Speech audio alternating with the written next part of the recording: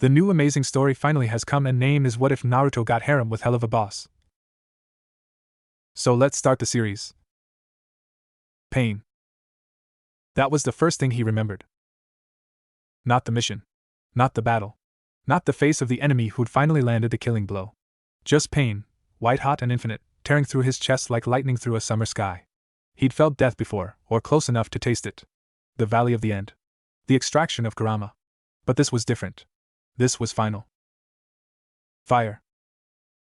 The second memory surfaced through the void like bubbles through oil. Flames everywhere, not the chakra-infused kind he'd wielded 1,000 times, but something rawer. Hungrier. Hellfire, his dying mind had whispered, and for a moment, he'd laughed through the blood bubbling in his throat. Hell. What a joke. After everything, the hatred, the loneliness, the endless fucking struggle to be seen as something other than a monster, of course his soul would land here. Falling. The third sensation broke through like a blade. Naruto's eyes snapped open. The sky was wrong. Not blue. Not black. Red, a deep, arterial crimson that seemed to pulse like a heartbeat, streaked with clouds the color of bruises and smoke. Below him, the ground rushed upward at impossible speed, a sprawl of twisted skyscrapers and burning streets and structures that defied geometry, buildings that leaned at angles that shouldn't stand, towers topped with demonic iconography, billboards screaming advertisements in languages his brain couldn't parse but somehow understood. Hell. The word crystallized in his mind as the wind screamed past his ears. I'm falling into hell. He should have panicked. Should have flailed, screamed, cursed whatever cosmic force had damned him to this place. Instead, something cold and familiar settled in his chest, the calm that always came before battle, the clarity that descended when the world narrowed to survival. Move. His body responded before his mind finished the thought. Instinct, older than his human memories, deeper than the chakra networks that had once defined his existence, surged through limbs that felt simultaneously foreign and intimately his own. His arms spread wide. His legs kicked against empty air. And something answered. Power erupted from his core. Not chakra. Something else. Something that felt like rage distilled into energy, like every denied emotion of his human life given physical form. It wrapped around him like a cloak, and for a single heartbeat, Naruto hung suspended in the crimson sky. Then he twisted, redirecting the force downward, and the fall became a dive. The impact cratered Pentagram City's 14th Street for 3 blocks.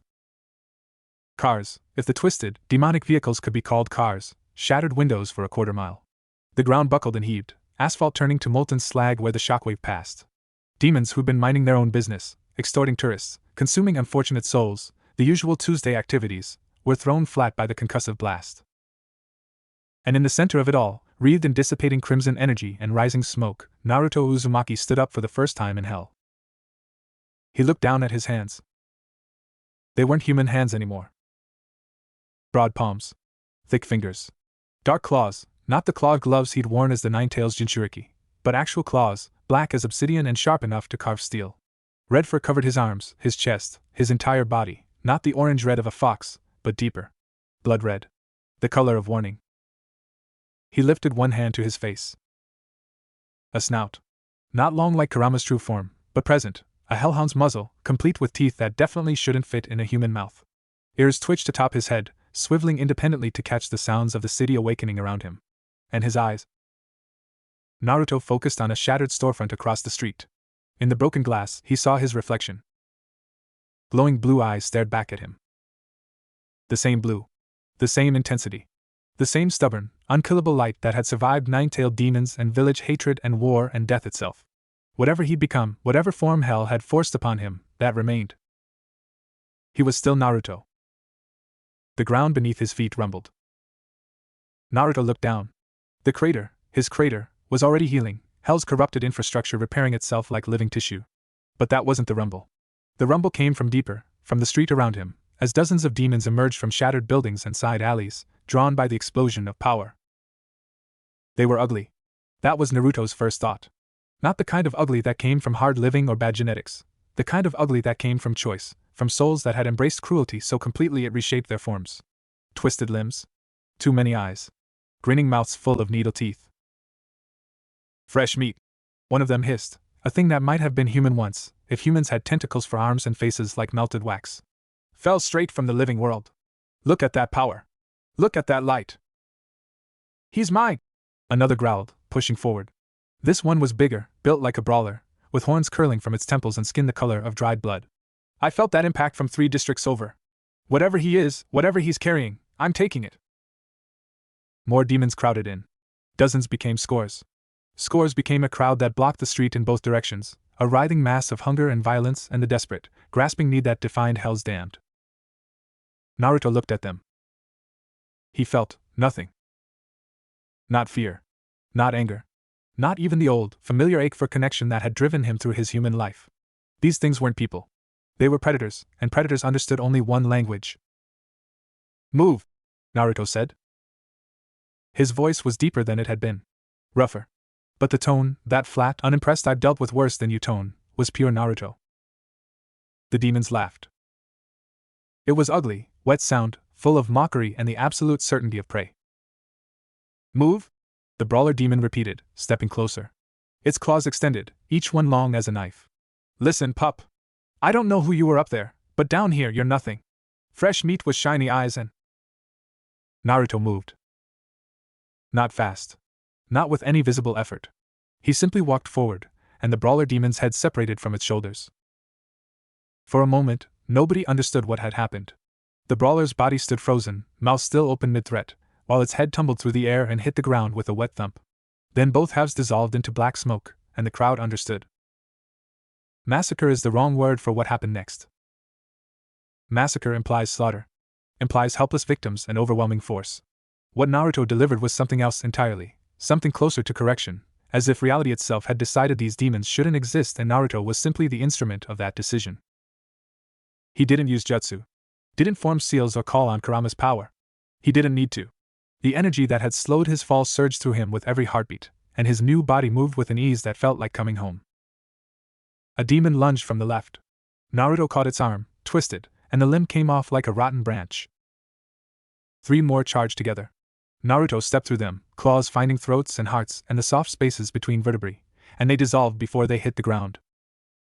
Someone tried to flee. Naruto didn't chase, he simply extended somehow, the crimson energy lashing out like a whip, and the runner crumbled mid-stride. 30 seconds. That's how long it took. When it was over, Naruto stood alone in a street suddenly empty of everything but smoke and the fading echoes of screams. His chest rose and fell with steady breaths. His claws dripped nothing, demons didn't bleed, apparently, just dissolved into that same black smoke. He felt empty. Not satisfied. Not horrified. Just empty, like he'd done something necessary and unpleasant, like cleaning a wound or setting a broken bone. These things had tried to hurt him. He'd stopped them. That was all. Naruto looked down at his clawed hands again. What am I now? The question hung in the sulfur-scented air, unanswered. He walked for hours. Or what passed for hours in a realm without sun or moon, where time moved to rhythms Naruto didn't understand. Pentagram City sprawled around him in all directions, a labyrinth of vice and violence, and the desperate architecture of the damned. He passed fighting pits where demons tore each other apart for screaming crowds. Brothels where things that might have once been beautiful service clients whose forms defied description. Gambling dens where souls were literally wagered on the turn of a card. No one bothered him. Word traveled fast in hell. The red hellhound who'd carved through 43 demons in 30 seconds, someone had counted, was not prey. Wasn't even really a predator, not in the way hell understood predators. He was something else. Something that walked through the worst the Pride Ring had to offer with those glowing blue eyes fixed on some horizon only he could see. Naruto didn't know where he was going. He just walked. Past the commercial districts. Through residential areas where demon families, actual families with children, lived in buildings that looked like they'd collapse any second. Children. Hell had children. Naruto's steps slowed as he watched a pair of young imps chase each other through a rubble-strewn lot, shrieking with laughter that sounded exactly like children's laughter anywhere. They didn't choose this, he realized. They were born here. Born into this place, this system, this endless war for survival. Just like… He cut the thought off before it could finish. Just like him. Born into a village that hated him. Born carrying a monster. Born with every hand raised against him, every face turned away, every door closed before he could knock. Naruto kept walking. The sound changed first. From the constant background noise of the city, distant screams, blaring music, the hum of demonic machinery, a new note emerged. high-pitched, desperate. The sound of something small and terrified. Naruto's ears, his new hellhound ears, which heard frequencies no human could, swiveled automatically, triangulating. His body turned before his mind decided. And then he was moving, not walking but running, because that sound triggered something deeper than reason. Someone needs help. He found the source in the rubble of a collapsed building. Small. Gray. An imp pup, maybe 3 or 4 in human years, with tiny horns just beginning to curve from its temples and eyes squeezed shut against the world.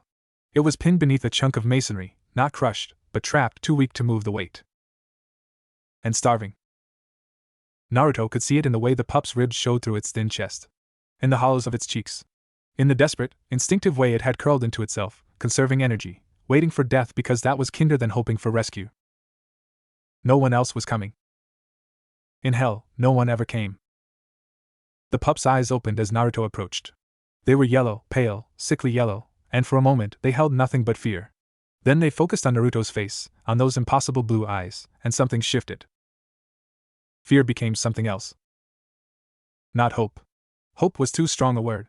But recognition, the look of a creature that had expected to die alone, and found instead that it wasn't alone after all. Naruto didn't speak. Didn't ask questions or offer comfort, or do any of the things his human self might have done.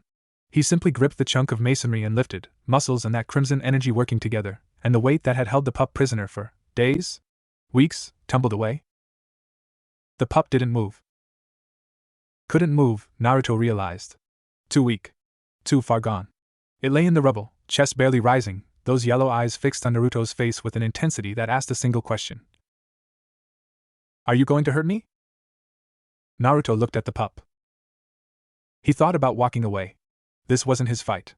Wasn't his responsibility. He didn't know this creature, didn't owe it anything, didn't have any reason to care. Because no one helped me. The thought crystallized like ice forming on still water. When I was small and alone and everyone looked at me like a monster, no one helped. No one reached down. No one said, "You're not alone." Naruto knelt. "Hey," he said quietly. "I'm gonna pick you up now. It's okay." The pup didn't resist as Naruto's clawed hands slid beneath its tiny body. Didn't flinch as he lifted it carefully, cradling it against his chest where the warmth of his new form could soak into its shivering frame. It just stared at him with those yellow eyes, too exhausted even to blink. "You're gonna be okay," Naruto murmured. He didn't know if it was true. But he was going to make it true. 3 weeks later. The pup had a name now. Snips. Naruto had asked what its mother called it, and the pup had just stared at him with that same exhausted emptiness until Naruto understood. There was no mother. There'd never been a mother. Just survival, day after day, until survival became impossible. So he named it himself. Snips, because of the way it snipped at food when Naruto brought it, small, determined bites, like it was fighting every mouthful. Snips, because its tiny horns reminded him of shears. Snips, because it deserved a name that meant something, that came from someone who cared. They lived in the ruins of an old building on the edge of Imp City, not Pentagram City proper, but close enough that Naruto could feel the pulse of the Pride Ring's capital. Close enough that trouble found them sometimes. Snips was getting stronger. Slowly. Painfully slowly. The starvation had done damage that didn't heal fast, even with regular food and warmth, and the strange sense of safety that had begun to grow in the pup's eyes. But Snips could stand now. Could walk a few steps. Could even smile, sometimes, when Naruto did something particularly ridiculous. Today, Snips was sleeping. Naruto sat watch at the entrance to their shelter, ears swiveling automatically, eyes scanning the ruined street beyond. In the 3 weeks since he'd fallen, he'd learned things about hell. About its rules and hierarchies, its dangers and its rare, precious moments of peace. He'd learned that hellhounds were considered low tier, barely above imps in the social order, useful as guards and muscle but nothing more. That his power marked him as an anomaly. That glowing blue eyes weren't normal for any hellborn creature, and that demons who noticed them tended to either flee or attack. He'd learned that the strong preyed on the weak, and that the weak had only 2 choices: find someone stronger to protect them, or die. Snips had found someone stronger. Naruto's ears twitched. Footsteps. Multiple. Coming fast. He rose smoothly, positioning himself between the sound and the sleeping pup. His claws extended, not consciously, just there, ready, as a group of demons rounded the corner and skidded to a halt at the sight of him. 5 of them. Imps, by the look, red-skinned, horned, carrying weapons that ranged from rusty knives to a battered shotgun. They wore matching patches on their shoulders, IMP, stitched in crude letters. And at their front, a hellhound. Female. Gray fur, with darker markings around her eyes that gave her a permanent glare. Taller than Naruto, though that wasn't saying much, hellhounds ran big, and he'd landed on the smaller side of the spectrum. She held herself like someone who'd learned violence young and practiced it often.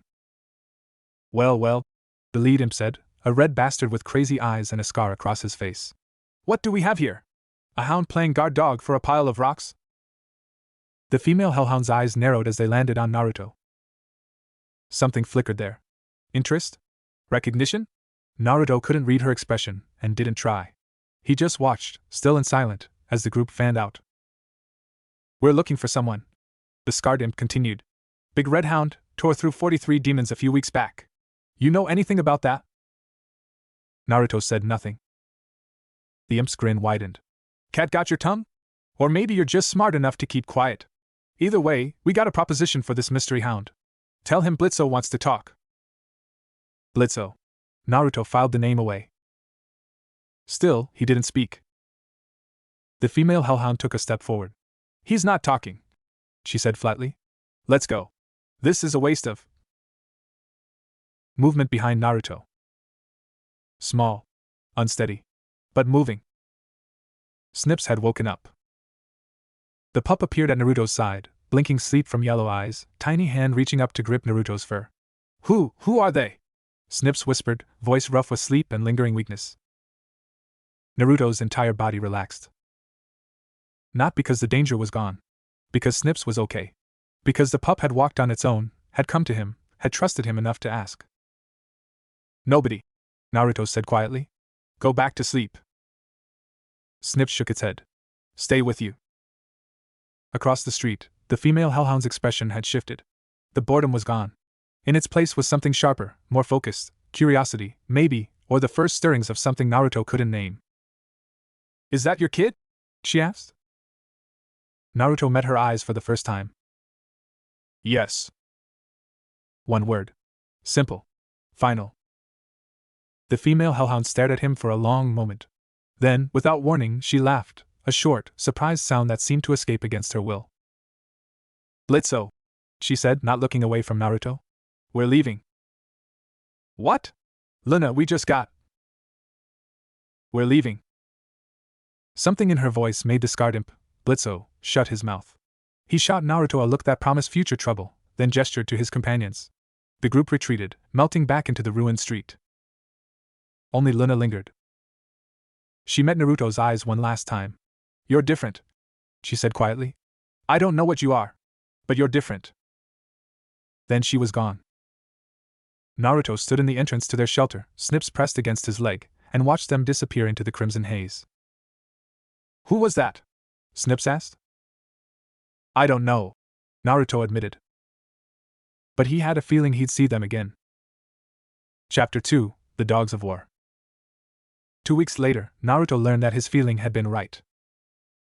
The job offer came through channels he didn't know existed. A message slipped under their shelter's door, written in crude letters on cheap paper. IMP needs muscle. Big job. Big pay. Come to the office if you're interested. B. Snips found it first. The pup had grown stronger over the past weeks. Not healthy, not yet, but stronger. Its ribs no longer showed quite so clearly. Its eyes had brighter. And it had developed a fascination with everything Naruto did, watching him with an intensity that would have been unnerving if it wasn't so clearly born of desperate attachment. What's muscle? Snips asked, holding up the note. Naruto took it, reading quickly. Someone who fights. You're good at fighting. I'm good at a lot of things. Snips considered this. Are you going to do it? The question hung in the air between them. Naruto thought about their situation. The shelter was cold. Food was scarce. His power kept them alive, but power couldn't buy medicine for Snip's lingering weakness, or proper clothes, or any of the things a growing pup needed. In hell, money was survival. And this Blitzo, whatever his angle, was offering money. Maybe, Naruto said finally. But not without you. Snip's eyes went wide. I can come? You can come. But you stay behind me. Always. And if I tell you to run, you run. Understand? Snips nodded so hard its tiny horns wobbled. Naruto ruffled its fur, a gesture that had become habit, one the pup leaned into every time. Then let's go meet these idiots. The IMP office occupied the 7th floor of a building that looked like it was held together by spite and bad decisions. The elevator laughed at them, literally laughed, a creepy chuckling sound that echoed through the shaft, and the stairs tried to collapse twice before they reached the right floor. Snips stuck so close to Naruto's leg they might have been attached. The door to the office was covered in stickers, band logos, crude jokes, a faded kikemi, sign that someone had stuck to a drawing of a clown. Naruto knocked once, then pushed it open without waiting for an answer. Inside was chaos. Papers everywhere. Weapons on every surface. A broken vending machine in the corner that sparked occasionally for no apparent reason. And demons, 4 of them, plus the hellhound from before, all frozen in various states of surprise at his entrance. Blitzo recovered first. Hey! You can't just, oh. It's you. The silent hound with the kid. His eyes dropped to Snips, then back to Naruto. You brought your pup? To a job interview? Snips goes where I go, Naruto said flatly. The female hellhound, Luna, he remembered, was watching him from behind the front desk. Or pretending to watch her phone while actually watching him. Her expression hadn't changed from their first meeting, bored, distant, interested despite herself. Behind her, 2 other imps sat on a battered couch. One male, pale-skinned with white hair and an expression of permanent anxiety. One female, darker, with a warmth in her eyes that seemed wildly out of place in this chaos. Well, Blitzo said, clapping his hands. This is Moxie and Millie, my top, actually my only, employees. That's Luna, my daughter and receptionist. And I'm Blitzo, owner and operator of Immediate Murder Professionals, the best damn assassination agency in the Pride Ring. Naruto blinked. Assassination? Yeah. You know. Killing people. For money. It's a living. Snips tugged at Naruto's fur. What's assassination? Nothing you need to worry about. Blitzo's grin widened. Oh, I like you. Protective. Mysterious. Tore through 43 demons like they were nothing. You're exactly what I need for this job. He launched into an explanation without waiting for confirmation, a turf war brewing between 2 minor overlords, both looking to expand into Imp City's outskirts. IMP had been hired to eliminate one of the lieutenants, a serpent demon named Serpentius who'd been causing problems for their client. The problem, Blitzo concluded, is that Pentius has gone to ground in this old factory on the edge of town. Fortified the place with every machine gun and explosive he could find. We need someone who can punch through his defenses while my team handles the cleanup. Naruto listened without interrupting. When Blitzo finished, he asked one question. How much? The number Blitzo quoted would keep them fed and housed for months. Naruto looked down at Snips. The pup stared back with those yellow eyes, trusting him completely, asking nothing except to stay by his side. One condition, Naruto said. Snips stays with me. Not in the fight, somewhere safe, nearby. But with me. Blitzo's expression flickered, surprise, maybe, or something closer to recognition. You don't trust us to watch your kid? I don't trust anyone. A beat of silence. Then Luna spoke for the first time. He can stay in the van. With me. Everyone turned to look at her. Luna's expression didn't change. What? Someone has to watch the getaway vehicle. Might as well be me and the pup. Blitzo's eyebrows shot up. Luna, you hate. I'll do it.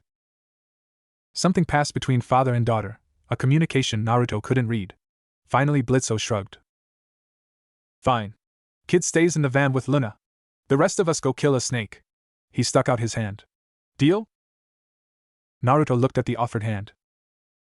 Then at Snips. Then back at Luna, whose eyes had shifted from Snips to him with an intensity he couldn't quite interpret. He took Blitzo's hand. Deal. The factory loomed against hell's crimson sky like a wound made manifest. Corrugated metal walls patched with rust. Windows boarded over or smashed entirely.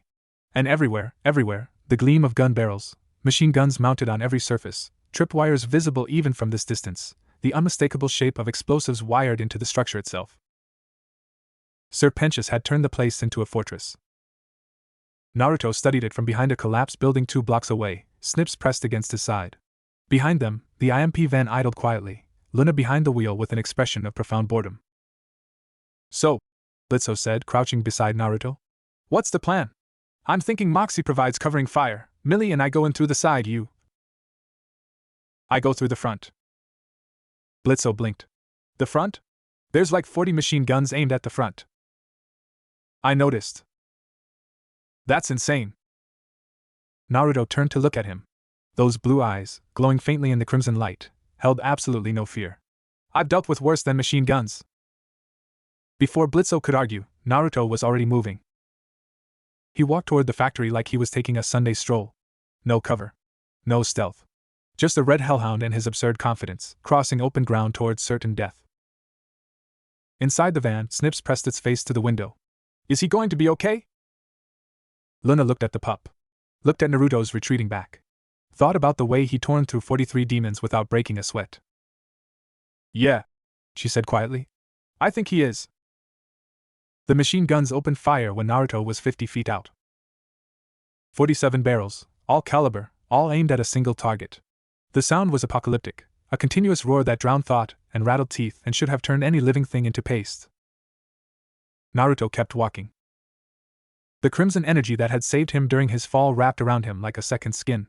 Bullets hit it and stopped, flattening against the barrier, falling to the ground in a growing halo of lead. He didn't speed up. Didn't slow down. Just walked step by step, while Hell's best automatic weapons proved utterly useless. By the time he reached the factory's main entrance, the gunners had run out of ammunition. The door was reinforced steel, 3 inches thick, welded shut from inside. Naruto punched through it. Inside, Serpentius was not having a good day. The serpent demon had built his reputation on cunning, on traps and schemes and the kind of elaborate preparations that let weaker demons defeat stronger ones. He'd spent months fortifying this factory, wiring every surface, preparing for any attack. He had not prepared for something that walked through machine gun fire and punched through steel doors. Who are you? He shrieked as Naruto stepped through the smoke and ruined metal. What do you want? Naruto looked at him. Serpentius was not impressive. A snake demon with too many arms and a face that couldn't decide between threatening and ridiculous. He stood atop a platform of machinery, surrounded by his remaining henchmen, clutching some kind of ray gun like it might actually help. You're Pentius, Naruto said. Not a question. Ah, yes. I am the great Serpentius. Inventor. Warlord. Terror of the... Someone paid me to remove you. Pentius's eyes went wide. I'll pay you double. Triple. Whatever they're offering, I'll... Not interested. The crimson energy flared. What followed wasn't a fight. It was a statement. Pentius's henchmen attacked first, 5 demons with weapons and desperation and absolutely no chance. Naruto moved through them like they were standing still, claws finding throats and hearts and the soft spaces between. 3 seconds. 4 bodies dissolving into smoke. The 5th henchman dropped his weapon and ran. Naruto let him.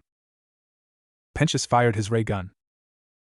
The beam, some kind of plasma, maybe, or hellfire condensed, slammed into Naruto's chest and splashed, the crimson barrier absorbing it like water into sand. Naruto didn't even slow down. Anything else? He asked. Pentius screamed and triggered every explosive in the building. The explosion was visible from 3 districts away. A mushroom cloud of fire and smoke rose above the factory, lighting Hell's crimson sky with orange and yellow. Shockwaves rattled windows for miles. Debris rained down on streets already littered with debris.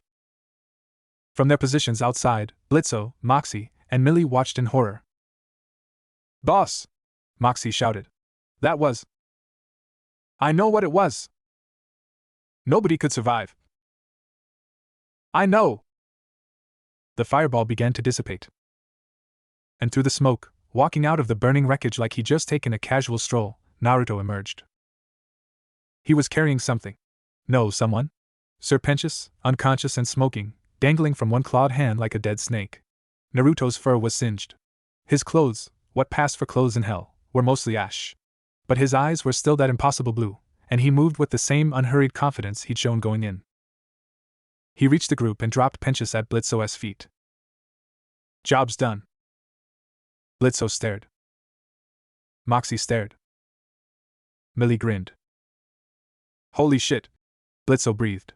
Holy shit. You, that was how? Naruto shrugged. I've survived worse. Behind them, the van door opened. Snips came running, Luna following at a slower pace. but her eyes were fixed on Naruto with an expression that had shifted from curiosity to something far more intense. "Daddy!"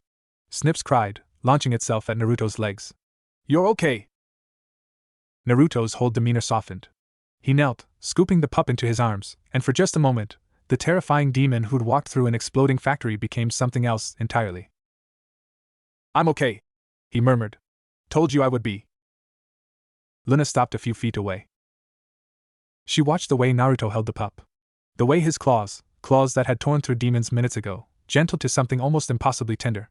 The way his voice dropped when he spoke to Snips, all that lethal intensity replaced by warmth. "You really are different," she said quietly. Naruto looked up.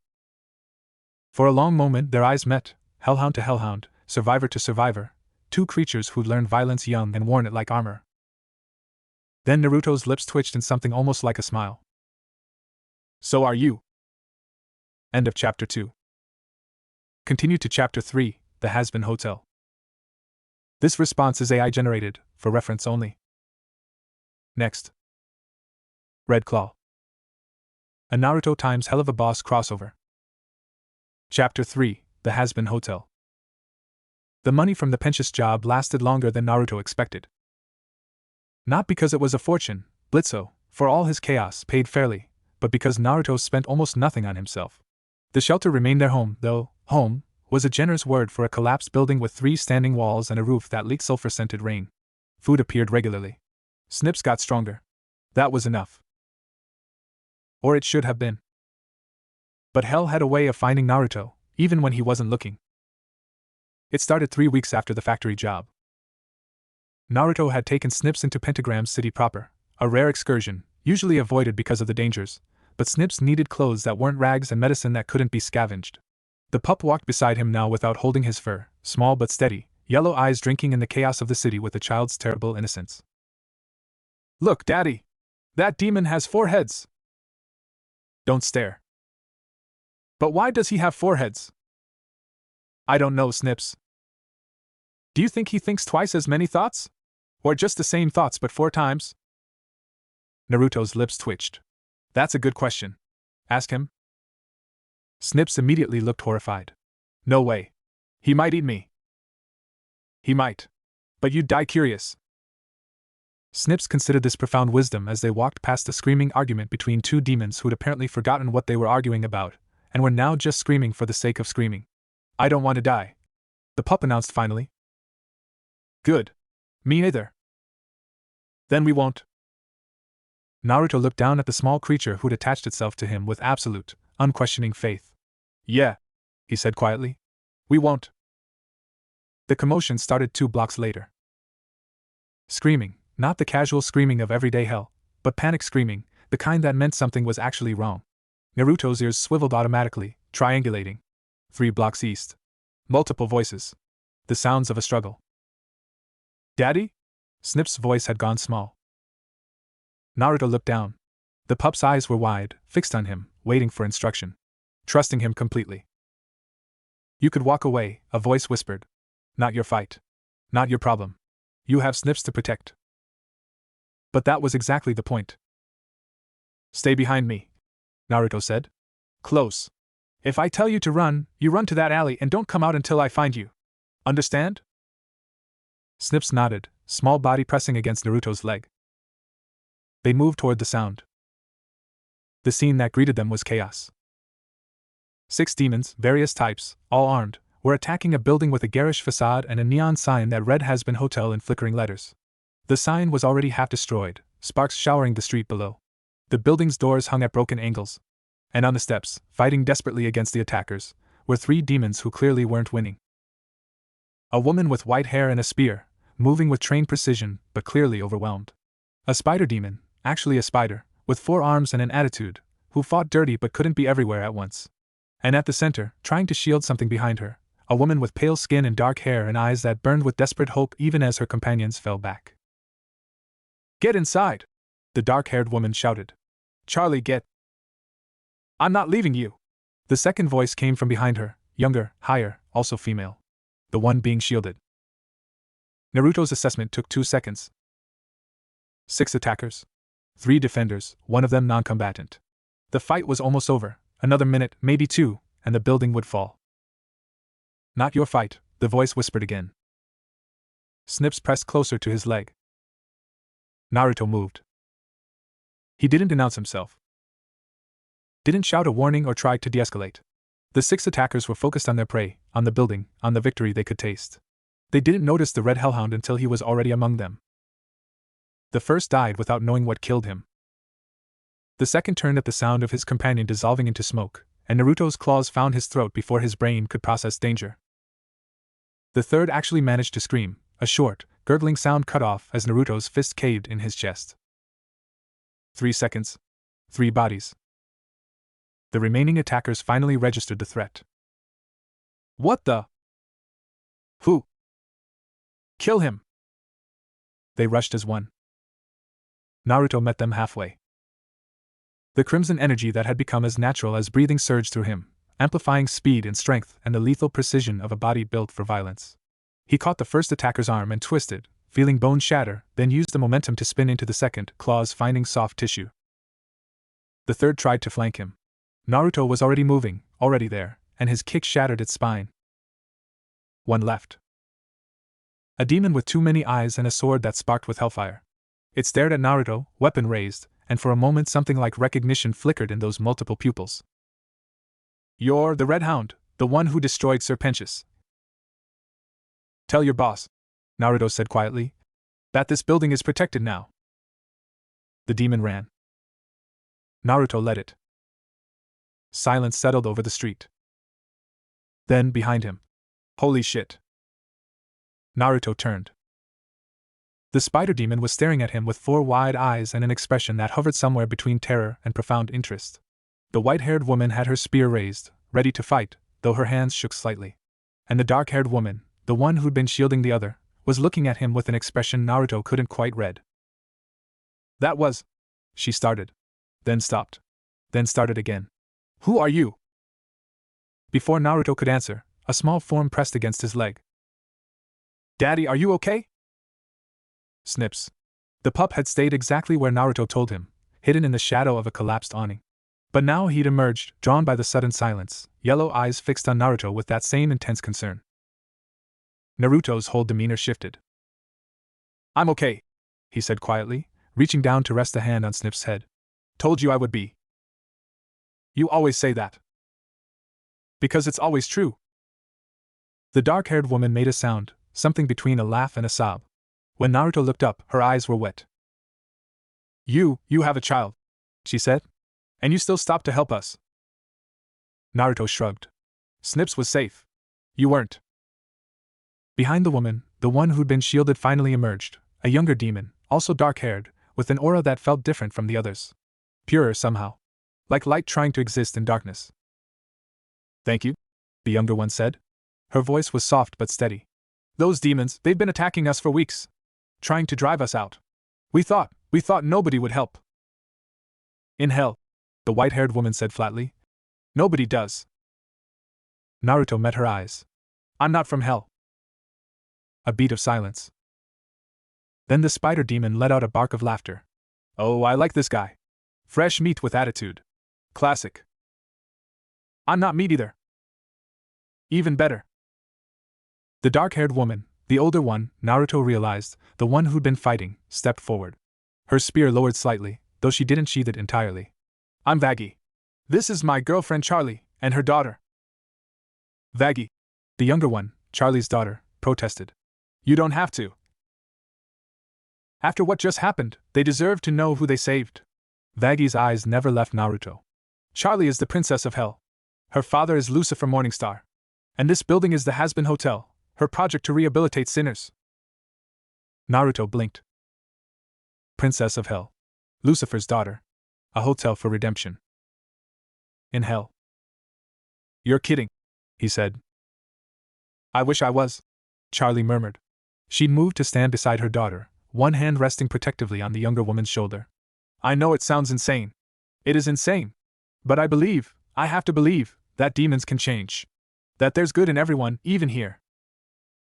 Naruto looked at her. Really looked. And saw something he recognized, the desperate hope of someone who refused to give up on people, no matter how many times they'd been disappointed. The stubborn belief that change was possible, even when every evidence said otherwise. He'd worn that expression himself. For years. Before the village finally accepted him, before he became Hokage, before he learned that some people couldn't be saved no matter how hard you tried. You really believe that? He said quietly. I have to, Charlie repeated. Naruto was quiet for a long moment. Then he looked down at Snips. The pup stared back, trusting him completely, asking nothing except to stay by his side. Found family, he thought. That's what this is. That's what she's trying to build. Those demons, he said finally. They'll be back. The one I let go will tell his boss what happened. They'll come with more. Vagi's grip on her spear tightened. We know. Can you fight them off? Silence. Charlie's daughter spoke up, voice small but clear. We've been trying. But there's only 4 of us, and more of them every time. Mom's been training me, but I'm not. I'm not ready yet. Naruto looked at her. Young. Determined. Scared but hiding it. Trying to be brave for her mother's sake. Just like. He cut the thought off before it could finish. You need help, he said.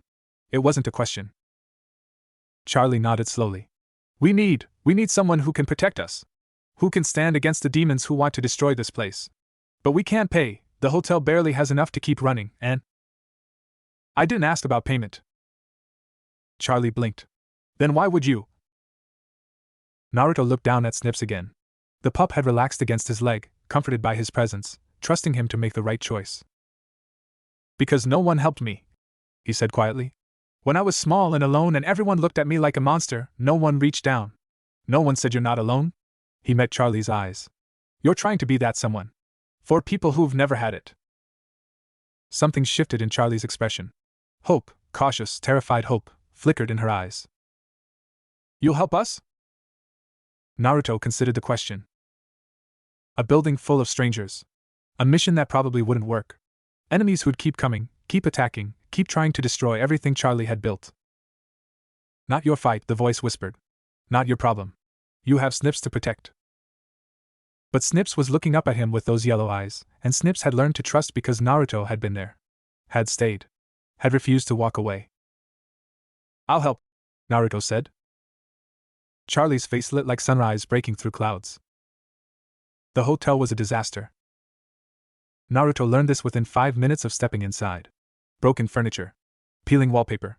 Holes in the walls that Charlie kept apologizing for. A kitchen that looked like it hadn't been used in decades.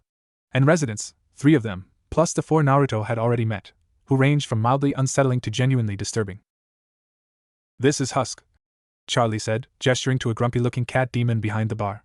He runs the bar and, well, mostly just the bar. Husk grunted. Didn't look up from the glass he was polishing. And this is Nifty. A small, one-eyed demon appeared from nowhere, spinning in circles. She's enthusiastic about cleaning. Hi, new person, Nifty shrieked. You have red fur. I like red. Can I clean your fur? Maybe later, Naruto said carefully. Nifty spun away, cackling. Snips pressed closer to Naruto's leg. The last resident was the spider demon from outside, Angel Dust, as he introduced himself with a theatrical bow and a wink that made Snips giggle despite himself.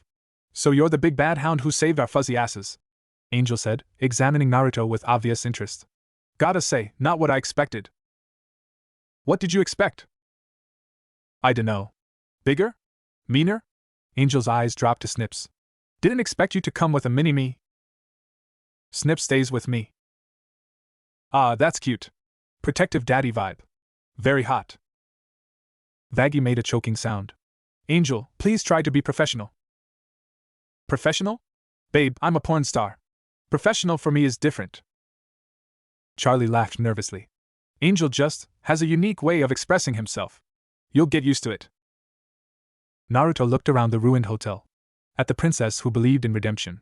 At her protective girlfriend. At her shy daughter. At the chaotic residents who'd somehow become a family. It reminded him of something. The village, he realized. In the beginning. When I was still the monster. When only a few people believed in me. I'll need a room, he said. For me and Snips. Somewhere secure. Charlie nodded eagerly. We have several empty rooms. Well, they need work, but I can work. And food, we don't have much, but I can find food. And Charlie stopped herself, took a breath. When she spoke again, her voice was steadier. Thank you? Really? I know this place seems crazy. I know most people think I'm insane for trying. But having someone like you here, someone who can protect us while we figure this out, it means everything. Naruto looked at her. You remind me of someone, he said quietly. Who? Myself. Before I learned that some fights are worth fighting, even when everyone says you'll lose. Charlie's eyes went bright again. She didn't cry, just blinked rapidly and smiled in a way that made her whole face glow. Welcome to the Hazbin Hotel, she said. 3 days later. Snips loved the hotel. This was not something Naruto had expected. The pup had spent his entire short life in survival mode, hiding, scavenging, expecting danger around every corner. The hotel should have been terrifying. Strange demons. Unfamiliar sounds. 100 new things to fear. Instead, Snips had bloomed. Charlie's daughter, Octavia, Naruto had learned, though everyone called her Vaya, had taken an immediate interest in the pup. Something about their ages, maybe, or the shared experience of being young in a world that didn't care about the young. She'd started by just watching Snips from a distance, then gradually moved closer, until now they spent hours together in the hotel's ruined common room, Vaya teaching Snips games while the pup asked endless questions about everything. Naruto watched them now from across the room, a faint smile tugging at his lips.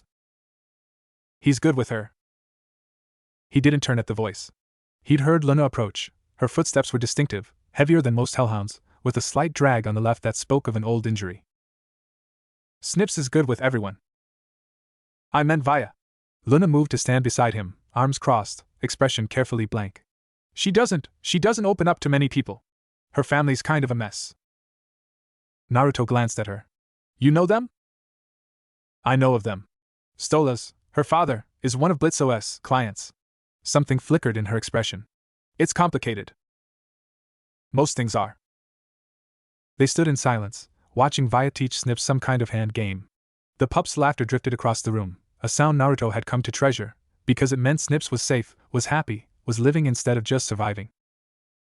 Why'd you come here? Luna asked suddenly. Charlie asked. No. I mean, she gestured vaguely. You had a place. A shelter. You were surviving.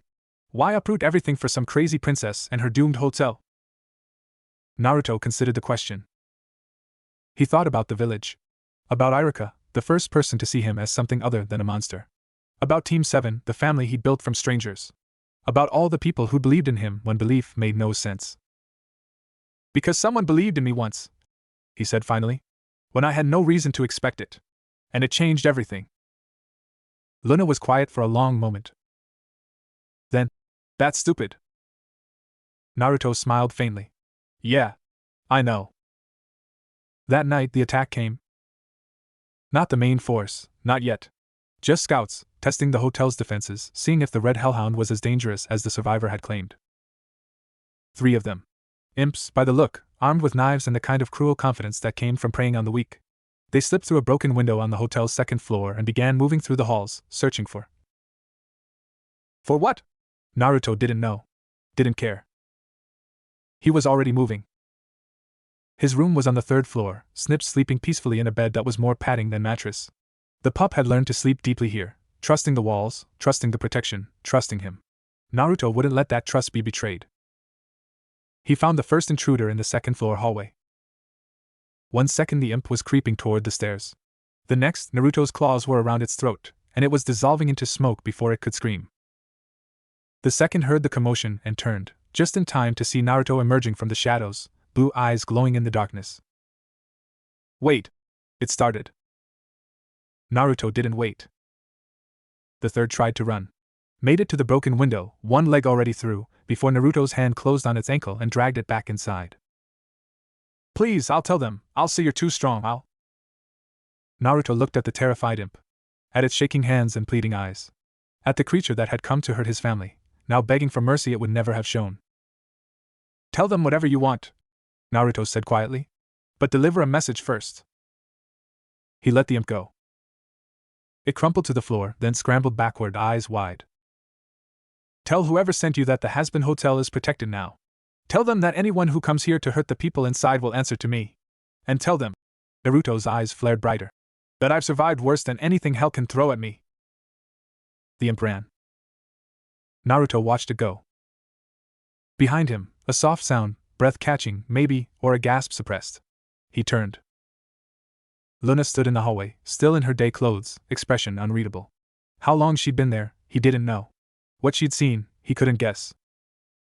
But her eyes, those guarded, cynical eyes, held something new. "You let him go," she said quietly. "He was a messenger. Killing him would just make them send more. You're not afraid of them sending more?" "No." Luna took a step closer. Then another. She stopped within arm's reach, close enough that Naruto could smell her, smoke and something floral, a combination that shouldn't work but somehow did. "Who are you?" she asked. "Really?" Naruto looked at her. At this angry, guarded hellhound who'd attached herself to his orbit without quite meaning to. Who watched him with an intensity that went beyond curiosity. Who'd offered to watch snips without being asked, and who'd stayed even after the job was done.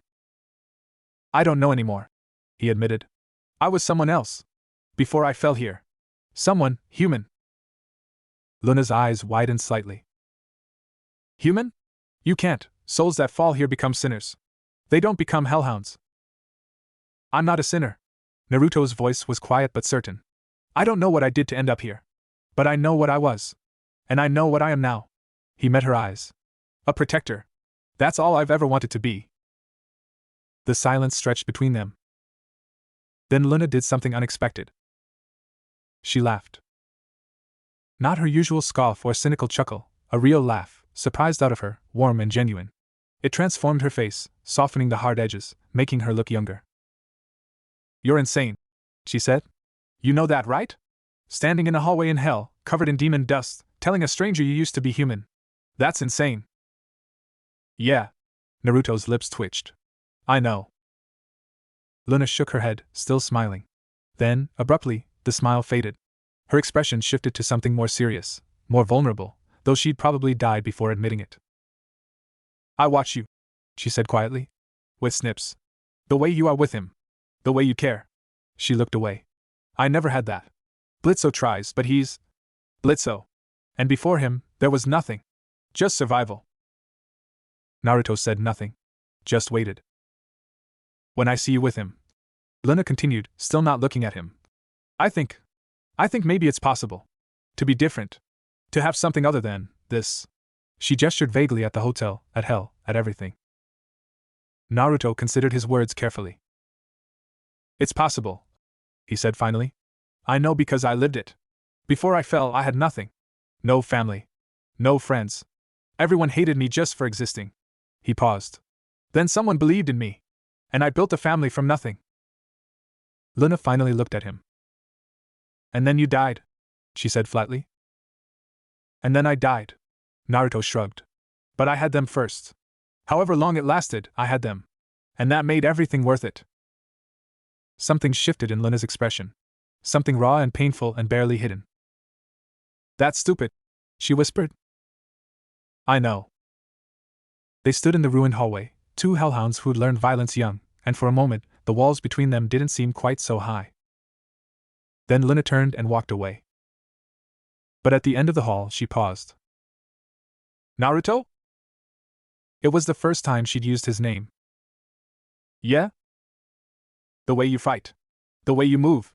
It's like you're dancing with something inside you. Something old. Something powerful." She didn't turn around. "Whatever you were before you fell, it's still in there. And it's beautiful." She left before he could respond. Naruto stood alone in the darkness, her words echoing in his mind. Beautiful. No one had ever called his fighting beautiful before. Terrifying, yes. Effective, definitely. But beautiful? He looked down at his claws. At the red fur that covered his arms. At the body that wasn't human anymore but still moved with the same conviction, the same stubborn refusal to give up. "Kurama," he thought. "Is that you? Are you still in there somewhere?"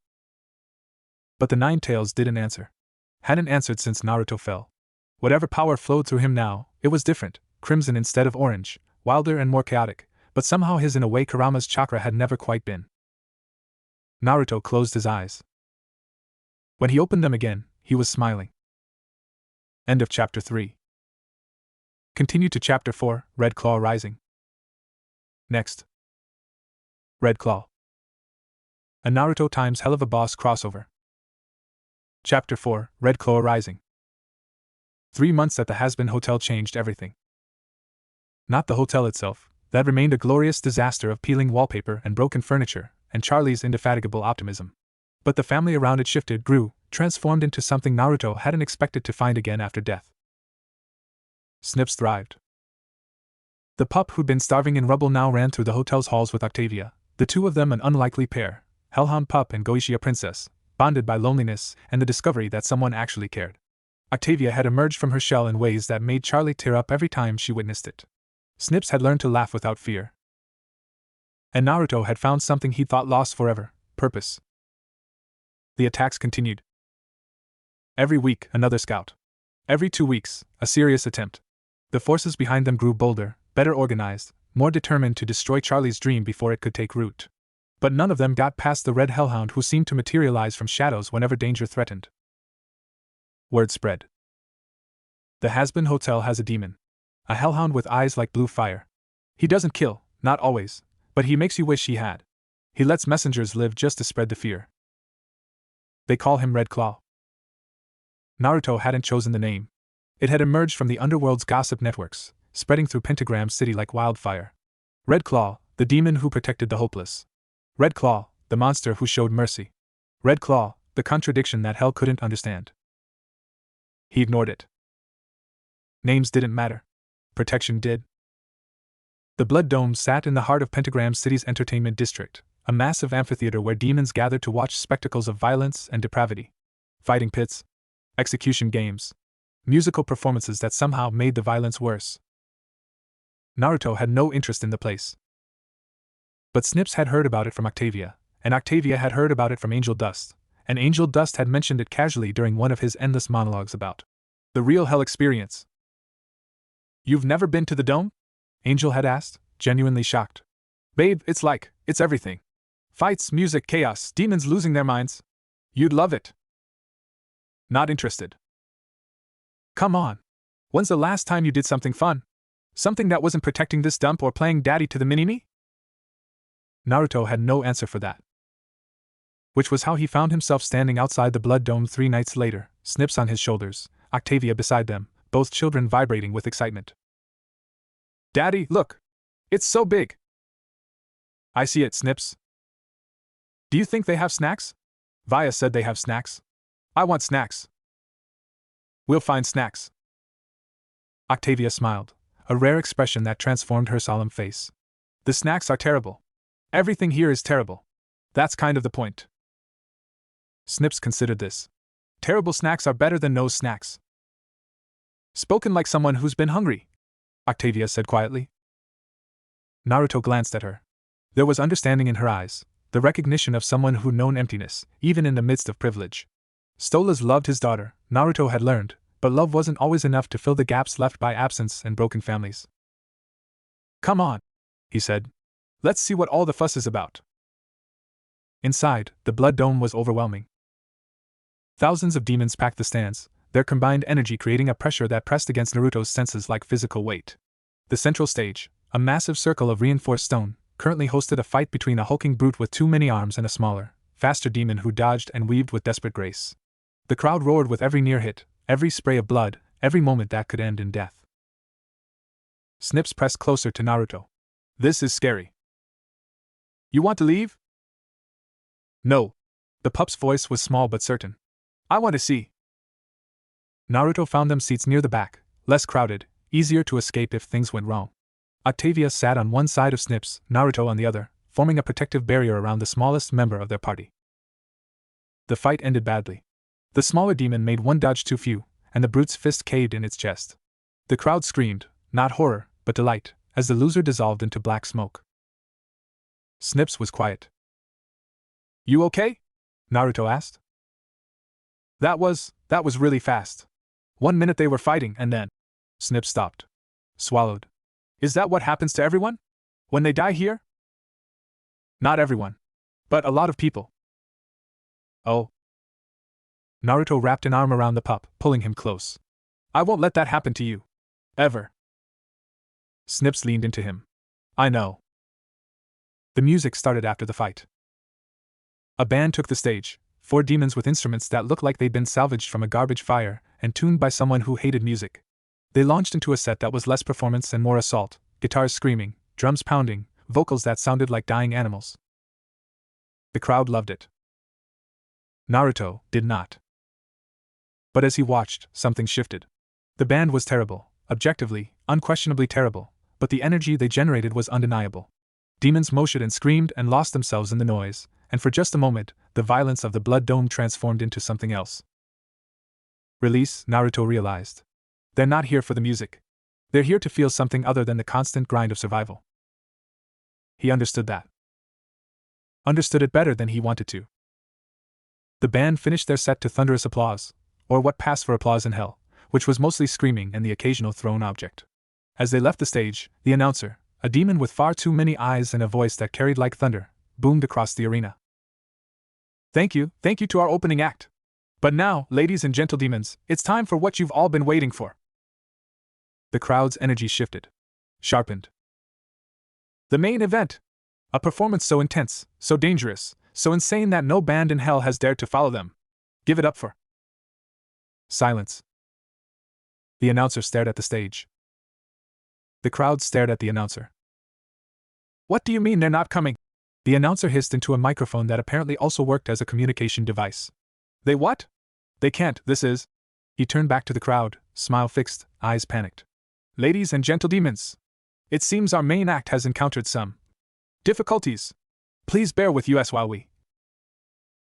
The crowd erupted. Not applause, rage.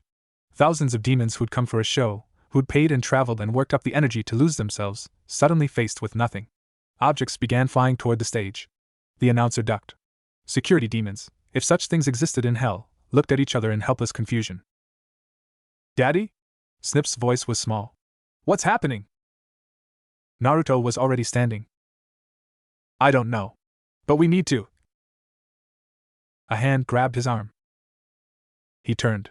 A demon stood there, female, vaguely humanoid, with skin the color of old blood and eyes that burned with desperate intensity. Behind her, 3 other demons waited, instruments in hand. You're Red Claw, she said. Not a question. Who's asking? My name's Azura. I'm the lead singer of Crimson Veil. We were supposed to open for the main act, but. She gestured helplessly at the chaos. They bailed. We're not big enough to headline. But if we don't perform something in the next 5 minutes, this crowd is going to riot, and we're all going to die. Naruto looked at her. At the crowd. At Snips, watching with wide eyes. Why are you telling me this? Azura's grip tightened. Because I've seen you fight. I've heard what you can do. The way you move, it's rhythm. It's music. And right now, I need someone who can stand on that stage and not get torn apart by the crowd. You want me to perform? I want you to survive. The band will handle the music. You just be you. Move. Fight the air. Whatever you do when those demons attack your hotel. Her eyes blazed. Please. My band, we've worked years for this chance. If we die in a riot, it's over. Everything's over. Naruto looked at Snips. The pup stared back. Then, slowly, a smile spread across his small face. Do it, Daddy. What? Do it. You're always protecting everyone. Let them see what that looks like. Octavia nodded. Snips and I will be right here. We'll watch. We'll be safe. Naruto looked at the 2 children. At the desperate band. At the thousands of demons on the verge of violence. This is insane, he thought. Then he thought, when has that ever stopped me? 5 minutes, he said to Azura. That's all you get. Her face lit with desperate hope. That's all we need. The next 5 minutes changed everything. Naruto stepped onto the blood-domed stage as the crowd's rage reached its peak. Objects flew past him, bottles, chunks of stone, things he didn't want to identify. The band behind him took their positions, instruments ready, faces pale with terror. He didn't look back. He looked at the crowd. Thousands of demons. Thousands of souls who'd come to feel something other than the endless grind. Thousands of beings who'd scream for his blood as easily as they'd scream for his performance. They're no different from the villagers, he realized. The ones who hated me for carrying Kurama. The ones who looked at me and saw only a monster. But I changed their minds. I can change anything. He raised one hand. The crowd couldn't quiet, not with that much rage penned up, but something shifted. A focus. A recognition. The red hellhound on stage, the one they'd heard about, the one who protected the hopeless and showed mercy to messengers, stood before them with eyes like blue fire. And then the band started playing. The music was violence. Not the clumsy noise of the opening act. This was intentional, crafted, a weapon designed to pierce through hell's constant cacophony and demand attention. Azura's voice cut through the chaos like a blade, raw and powerful, singing lyrics about rage and loss and the endless struggle to survive. But the crowd wasn't watching her. They were watching Naruto. He moved. Not fighting, not exactly. But the same flow, the same lethal grace that had torn through 43 demons and walked through an exploding factory, now danced across the stage. His body responded to the music like it had been waiting for this, for permission to express itself as something other than destruction. The crimson energy that lived in his core rose to the surface. It wrapped around him like fire, like light, like power made visible, and as he moved, it sang. Pulses of energy matched the drumbeats. Waves of force followed his gestures. The stage itself seemed to respond, cracks forming and healing in rhythm with his steps. The crowd went silent. Not the silence of boredom, the silence of awe. Thousands of demons, moments from riding, now stood frozen, watching something they'd never seen before. A demon who didn't just fight or perform, but became the music. Who channeled power through movement in ways that transcended violence. 3 minutes passed. 4. 5. When the song ended, when Azura's final note faded and Naruto stood still in the center of the stage, wreathed in fading crimson light, the blood dome exploded. Not with violence. With sound. Demons screamed, not in rage, but in ecstasy. They chanted, stamped, threw themselves against barriers in their desperation to get closer. The name rose from the crowd like a prayer, like a demand, like a birth. Red Claw! Red Claw! Red Claw! Naruto stood in the center of it all and felt something he hadn't felt since falling into hell. Alive. Backstage, Azura was crying. Not sad crying, relieved crying, the kind that came from staring into the abyss and watching someone else pull you back.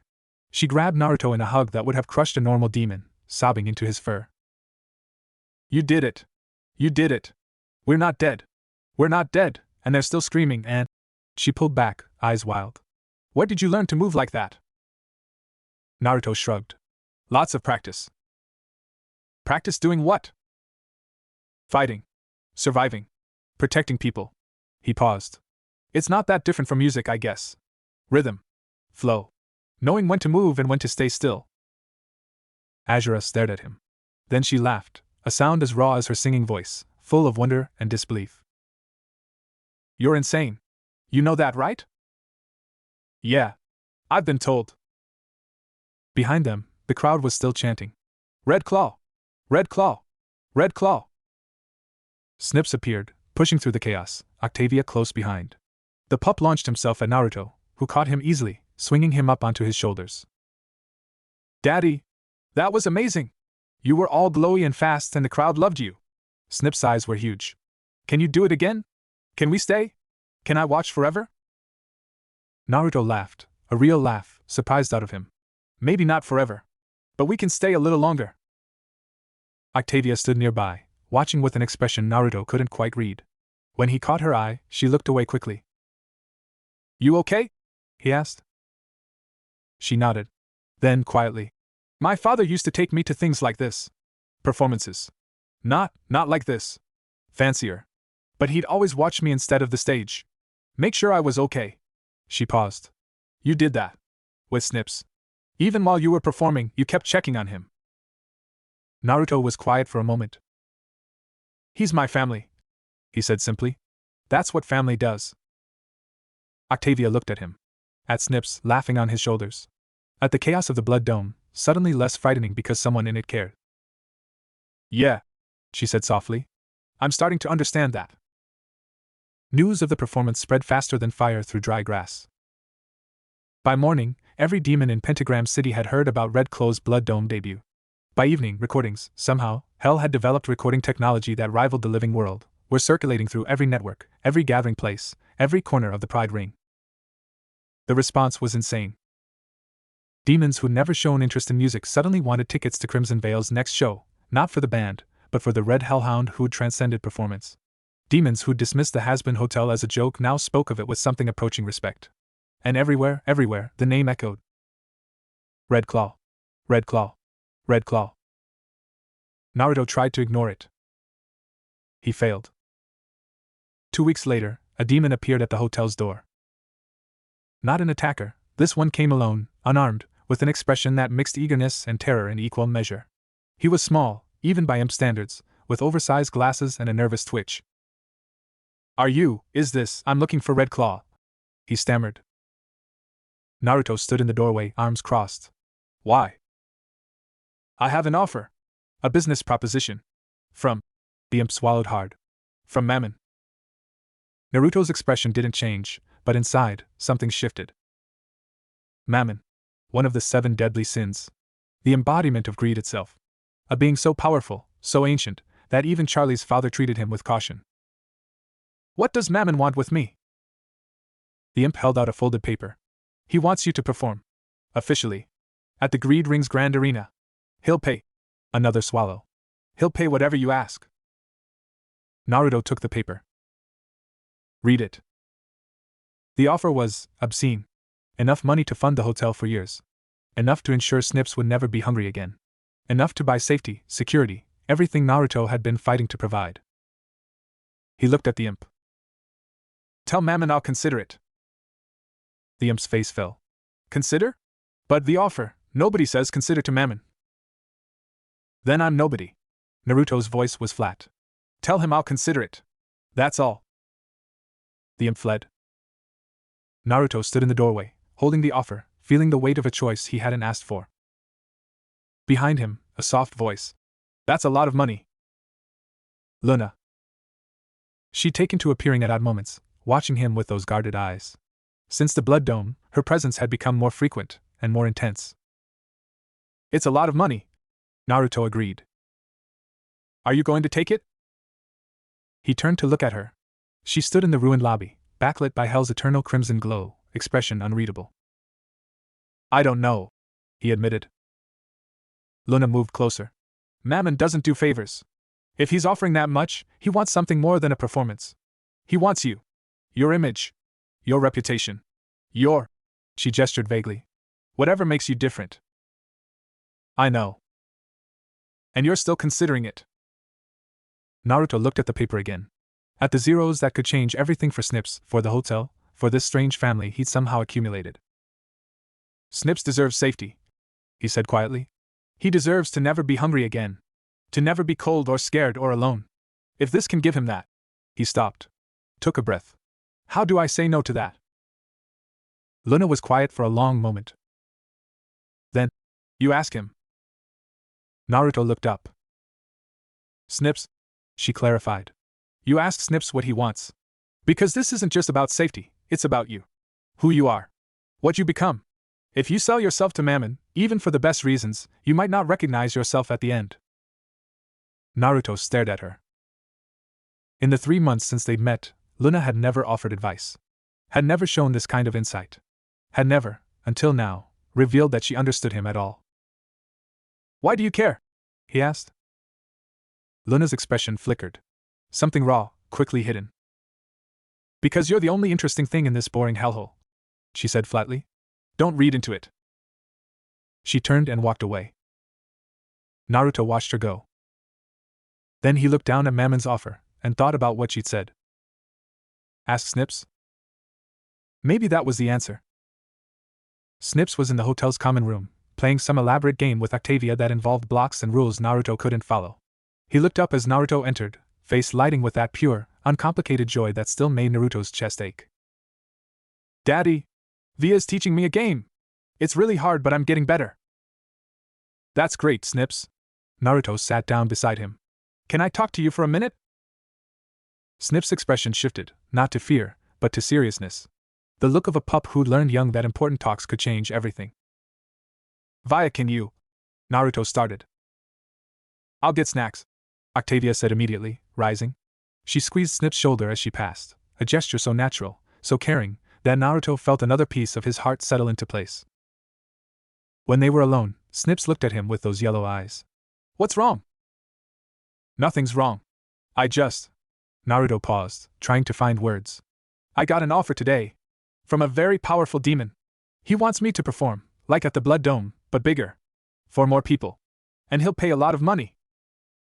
Snip's eyes went wide. "A lot of money?" "A lot of money. Enough that we'd never have to worry about food again. Enough that you could have real clothes, real toys, a real room. Enough that..." Naruto stopped. "Enough that I could give you everything you deserve." Snips was quiet for a moment. "Then, do you want to do it?" Naruto blinked. "What?" "The performing. Do you want to do it? Like, not for the money, but because it's fun?" Naruto considered the question. At the Blood Dome, moving to music, feeling the crowd's energy shift from rage to wonder, had that been fun? Or just survival, dressed in different clothes? "I don't know," he admitted. "Maybe? It was different. Good different, I think. But I'm not sure." Snips nodded seriously, as if this made perfect sense. "Then you should figure that out first." "Figure out if it's fun?" "Figure out what you want. Not for me. For you." Snip's small hand found Naruto's clawed one. "You're always protecting everyone. Making sure we're safe. But what about you? What do you want?" Naruto stared at the pup. At this tiny creature he'd found in rubble, starving and alone. Who'd grown into someone who asked questions like this? Who cared about Naruto's happiness as much as his own? "When did you get so smart?" he asked. Snips grinned. "Always been smart. You just didn't notice." Naruto laughed, really laughed, the sound surprising him. He pulled Snips into a hug, holding the pup close, feeling the small heartbeat against his chest. "I love you," he said quietly. "You know that?" Snips hugged him back fiercely. "I know. I love you too, Daddy." They sat like that for a long moment, the chaos of hell momentarily forgotten. When Naruto finally pulled back, his decision was made. "I'm not taking the offer," he said. Snips tilted his head. "Why not?" "Because I don't know what I want yet. And until I figure it out, I'm not selling myself to anyone." He ruffled Snips' fur. "We'll find another way. We always do." Snips smiled. "Okay." That night, Naruto found Luna on the hotel's roof. She sat at the edge, legs dangling over the drop, staring at the crimson sky. She didn't turn as he approached, but her ears twitched, acknowledgement, if not welcome. "Decided?" she asked. "Yeah." "And?" Naruto sat beside her, close enough that their shoulders almost touched. "I'm not taking it." Luna was quiet for a moment. Then, "Good." "Why good?" She finally turned to look at him. In the hellish light, her eyes held depths he hadn't noticed before, layers of hurt and hope and carefully guarded warmth. "Because Mammon would have eaten you alive," she said. "Not literally, probably. But he would have taken that thing you have, that light, and turned it into something ugly. Something that served him." She looked away. "The hell doesn't need another monster. It's got plenty." Naruto considered her words. "And what does hell need?" he asked. Luna shrugged. "How should I know? I'm just a receptionist."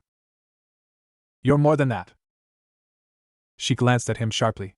Don't what?" "Don't do that thing where you see good in people who don't have any. It's annoying." But her voice lacked conviction. Naruto smiled faintly. "Too late. I already see it." Luna opened her mouth to retort, then stopped. Because Naruto had started humming. Softly. Almost unconsciously. A melody she'd never heard before, something that didn't belong in hell, with its minor keys and discordant rhythms. This was major. Hopeful. Human. "What's that?" she asked. Naruto blinked, seeming to realize what he was doing. "Sorry. Old habit." "No, don't stop." The words came out before she could stop them. I've never heard anything like it." Naruto looked at her. Really looked, in a way that made her feel exposed, seen, known. "It's a song from when I was human," he said quietly. "From my village. We used to sing it at festivals, celebrations, you know? When things were good." "Things were good? In your human life?" "Eventually. After a lot of bad." He paused. "The song's about perseverance. About finding light in darkness. About—" He stopped, almost embarrassed. "It's stupid." "Sing it." The words hung between them. Luna couldn't believe she'd said them. Couldn't believe she was sitting on a roof in hell, asking a demon who used to be human to sing her a song. But Naruto didn't laugh. Didn't mock. Didn't do any of the things she expected. He just nodded and sang. The melody was simple. Haunting, in a way that had nothing to do with hell's usual terrors. His voice was rough, not trained, not polished, but it carried feeling in every note. Words in a language she didn't know, but meaning she understood completely. Hope. Loss. The determination to keep going even when everything says stop. When he finished, silence stretched between them. Luna couldn't speak. Something had cracked inside her, something she'd built carefully over years of surviving alone. Years of being the angry hellhound, the difficult daughter, the one who pushed everyone away before they could leave. She stopped. Started again. That was. Naruto waited. Patient. Present. Luna looked at him. At this impossible demon who'd fallen from nowhere, and somehow become the most real thing in her existence. "Why do you help people?" she asked. Really. Not the noble answer. The truth. Naruto considered the question. "Because no one helped me," he said finally. "When I was small and alone and everyone looked at me like a monster, no one reached down. No one said you're not alone. I survived anyway, but I shouldn't have had to. Not like that." He met her eyes. "So now, when I see someone who needs help, I give it. Because I know what it's like to need it and not receive." Luna looked away. "That's stupid," she whispered. "Yeah. I know." Silence. Then, without quite meaning to, Luna leaned slightly, just slightly, toward him. Naruto didn't move away. They sat like that, two hellhounds on a rooftop, watching hell's eternal crimson sky, and for just a moment, the weight of survival felt a little lighter. End of Chapter 4. Continue to Chapter 5, Lulu Land. This response is AI generated, for reference only. Next. Red Claw. A Naruto x Helluva boss crossover. Chapter 5, Lulu Land. The invitation arrived folded into a paper crane. Naruto found it on his pillow one morning, wings carefully creased, beak slightly askew from whoever had crafted it. Inside, in elegant handwriting that looped and curled like something from another century. Red Claw. My daughter speaks of you constantly. Of your kindness to her. Of the way you protect without expectation. Of the light you carry in a place without light. I would like to meet you properly. There is a place, Lulu Land. An amusement park in the Greed Ring. I am taking Octavia there next week, in hopes of mending what has been broken between us. She has asked that you and your pup join us. I understand if you refuse. But I hope you don't. Stella's Goishia. Naruto read the note twice. Stella's. The Goishia prince. Octavia's father. A demon of immense power and ancient lineage, and according to everything Naruto had heard, a mess of contradictions. Loving father but absent husband. Powerful aristocrat but desperate lonely soul. Someone who'd made terrible choices for reasons that might have been good. She has asked that you and your pup join us. Naruto looked across the room. Snips was still sleeping, curled in a ball of gray fur, tiny chest rising and falling with peaceful rhythm. In the months since the hotel, the pup had grown, not just physically, but in ways Naruto hadn't expected. Confidence. Trust. The ability to sleep without one eye open. Octavia had done that, as much as Naruto. The Goishia princess had drawn Snips out of his shell, given him someone to play with, someone who didn't see him as prey. In return, Snips had given Octavia something she desperately needed, unconditional acceptance. How do I say no to that? He didn't. Lulu Land was exactly as terrible as its name suggested. The amusement park sprawled across a section of the Greed Ring like a tumor made of neon and desperation. Rides that looked structurally unsound. Food stands selling things that moved on the plate. Employees with fixed smiles and dead eyes, going through motions that had long since lost meaning. And everywhere, the face of Mammon. The sin of greed had branded the park thoroughly, his grinning visage on every sign, every ticket booth, every piece of merchandise. His voice echoed from hidden speakers, hawking attractions in a tone that mixed carnival barker with used car salesman. "Welcome to Lulu Land," the voice boomed as they approached the gates. "Where your dreams come true, for a price. And remember, the more you spend, the more you save. That's just basic economics, folks." Snips pressed against Naruto's leg. "This place is weird." "Yeah. Is it supposed to be fun?" "I think that's the idea." "It's not working." Octavia laughed, a genuine sound that made both Stella's and Charlie, who'd insisted on coming, look at her with expressions of barely concealed joy. "That's what I always say. Dad loves it here for some reason." Stella's cleared his throat. "I don't love it per se. I just appreciate the nostalgia. Your mother and I came here once. Before." He stopped. "It was a good memory." The awkwardness that followed was almost physical. Charlie, ever the peacemaker, clapped her hands together. "Well, we're here now, and we're going to have a wonderful time. Snips, what ride do you want to try first?" Snips looked at the spinning, screaming, structurally questionable attractions with obvious doubt. "Is there one that doesn't look like it'll fall down?" "Probably not." "Then can we just get snacks first?" Charlie laughed. "Snacks first it is." The snack stand was run by a demon with too many arms and not enough teeth. He looked at the group approaching, Stella's in his aristocratic finery, Charlie with her princess glow, Octavia trying to disappear into her hoodie, Naruto with his red fur and glowing eyes, Snips small and gray and curious, and his expression shifted through several emotions before settling on something that might have been terror. Welcome to Lulu Land's finest culinary experience," he stammered. "What can I get for you today?" "What's safe to eat?" Naruto asked. "Safe?" "For a child." He gestured at Snips. "He's young. Hellborn. I don't want him poisoned." The vendor stared. Then, slowly, his face transformed into something resembling genuine helpfulness. The cotton candy is safe. It's just sugar and food coloring. The hot dogs are mostly meat. The popcorn's been here since the park opened, but nothing's grown on it yet, so we'll take cotton candy." Snips' face lit up. "Really? Really?" The vendor produced a massive puff of pink fluff, handing it to Snips with the care of someone handling explosives. The pup took it reverently, eyes wide, then took an experimental bite. His whole face transformed. "Daddy! This is amazing! It's like sugar clouds!" Naruto smiled. "Eat it slow. You'll regret it if you don't." Snips was already ignoring him, mouth full of pink fluff. They moved through the park in a loose group.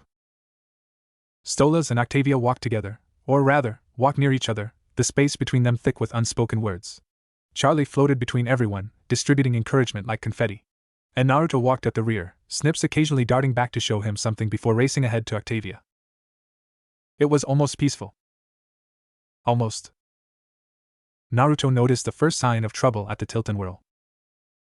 A demon in a cheap employee uniform, watching their group with too much focus. When Naruto met his eyes, he looked away quickly, but not before Naruto registered the bulge of a weapon beneath his jacket. Security? Naruto doubted it. Security didn't hide. He filed the observation away and kept walking. The second sign came at the Ferris wheel. Another employee, different demon, same uniform, standing near the ride's control panel, speaking into a communication device. His lips moved too fast for casual conversation. His eyes kept flicking to their group. Naruto's ears swiveled, catching fragments. Confirmed. The Goishia princess and the red one. Waiting for signal. Mammon's orders. Mammon. Naruto's expression didn't change, but inside, something cold settled into place. He'd refused Mammon's offer. Turned down the performance, the money, the chance to be owned. And now, weeks later, a Goishia princess was visiting a park owned by the sin of greed, accompanied by the demon who'd said no. Coincidence? In hell, nothing was coincidence. Snips. The pup looked up from his cotton candy, face pink with sugar. Yeah, Daddy? Stay close to me for a while. Something in Naruto's voice made Snips' expression shift. He moved immediately, pressing against Naruto's leg, yellow eyes scanning the crowd with a wariness that shouldn't exist in someone so young. What's wrong? Nothing yet. Just being careful. Snips nodded. Okay. They caught up to the group near the House of Mirrors, a garish attraction covered in Mammon's face, promising. Fun house frights. Additional fee required for exit. Octavia was staring at it with an expression of profound disinterest. Do we have to? Of course not, my star, Stella said quickly. We can do whatever you want. What I want is to go home. The words landed like stones. Stella's face fell. Charlie made a small, distressed sound. Even Octavia looked surprised at her own bluntness. I didn't mean, she started. It's all right. Stella's voice was gentle, but something behind it hurt. You're allowed to feel however you feel. I wanted to try. To give you something good for once. Octavia looked at her father. At his sad eyes and desperate hope. At the mess of a demon who'd failed her in so many ways but kept trying anyway. It's not a bad place, she said quietly. The park, I mean. It's just hard. Being here. Pretending everything's fine. Stolas nodded slowly. I understand. They stood in awkward silence, the weight of their broken family pressing down. Then Snips tugged at Octavia's sleeve. Via? Can we go on the carousel? The horses look funny. Octavia looked down at the pup. At his innocent request, his complete lack of awareness that he'd interrupted something heavy. And slowly, a real smile spread across her face. Yeah, she said. Let's go look at funny horses. The carousel was exactly as terrible as everything else in Lulu Land. The horses, if they could be called horses, had too many legs and expressions that ranged from mildly disturbed to actively homicidal. The music ground from hidden speakers like something being tortured. And the whole ride rotated at a speed that seemed designed to induce nausea. Snips loved it. Daddy! Look! This one has 6 legs! And its eyes follow you! I see, Snips. Can I ride it? Please? Please? Naruto looked at Octavia. She shrugged, smiling. I'll go with him. Keep him from falling off. You don't have to. I want to. Something warm settled in Naruto's chest. Okay. Thank you. Octavia helped Snips onto the 6-legged horse, then climbed onto the one beside it. As the ride began to move, lurching, grinding, somehow both too fast and too slow, the pup's laughter rang out across the carousel. Pure. Uncomplicated. Happy. Naruto watched from the sidelines, a faint smile on his face. Beside him, Charlie appeared. He's really good for her, you know. Snips, I mean. Via's been so closed off for so long. Having someone who just accepts her, without expectations, it's changed her. Snips knows what it's like to be alone, Naruto said quietly. He sees it in others. Charlie was quiet for a moment. Then, you taught him that. I taught him to survive. He taught himself the rest. They watched the carousel turn, Snips' laughter mixing with the tortured music. You're a good father, Charlie said. Naruto didn't respond. But something in his chest eased, just slightly. The attack came during the bumper cars. One moment, the group was watching Snips and Octavia crash into each other with shrieks of delighted laughter. The next, the park's lights changed, shifted from garish neon to something darker, more threatening. The music cut out. The crowd of parkgoers, moments before cheerful, suddenly froze. Then the screaming started. Demons in employee uniforms, dozens of them, weapons drawn, converged on the bumper car arena. Not attacking randomly. Not causing chaos. Moving with clear purpose toward a single target. Octavia. Naruto moved before conscious thought. The crimson energy that lived in his core exploded outward, throwing back the first wave of attackers before they could reach the arena's edge. He was through the barrier and into the bumper cars in less than a second, Snips' name already on his lips. But Snips was fine. Octavia had pulled him behind a bumper car, small body curved protectively around the pups. Her face was pale, terrified, but her hands were steady as she held Snips close. Stay down, Naruto said. It wasn't a request. He turned to face the attackers. There were more than he'd initially thought. 40. 50. Maybe more, pouring from every entrance to the arena. Not imps this time, better trained, better armed. Professional muscle, the kind that came with a price tag only a Sin could afford. Mammon, Naruto thought. Of course.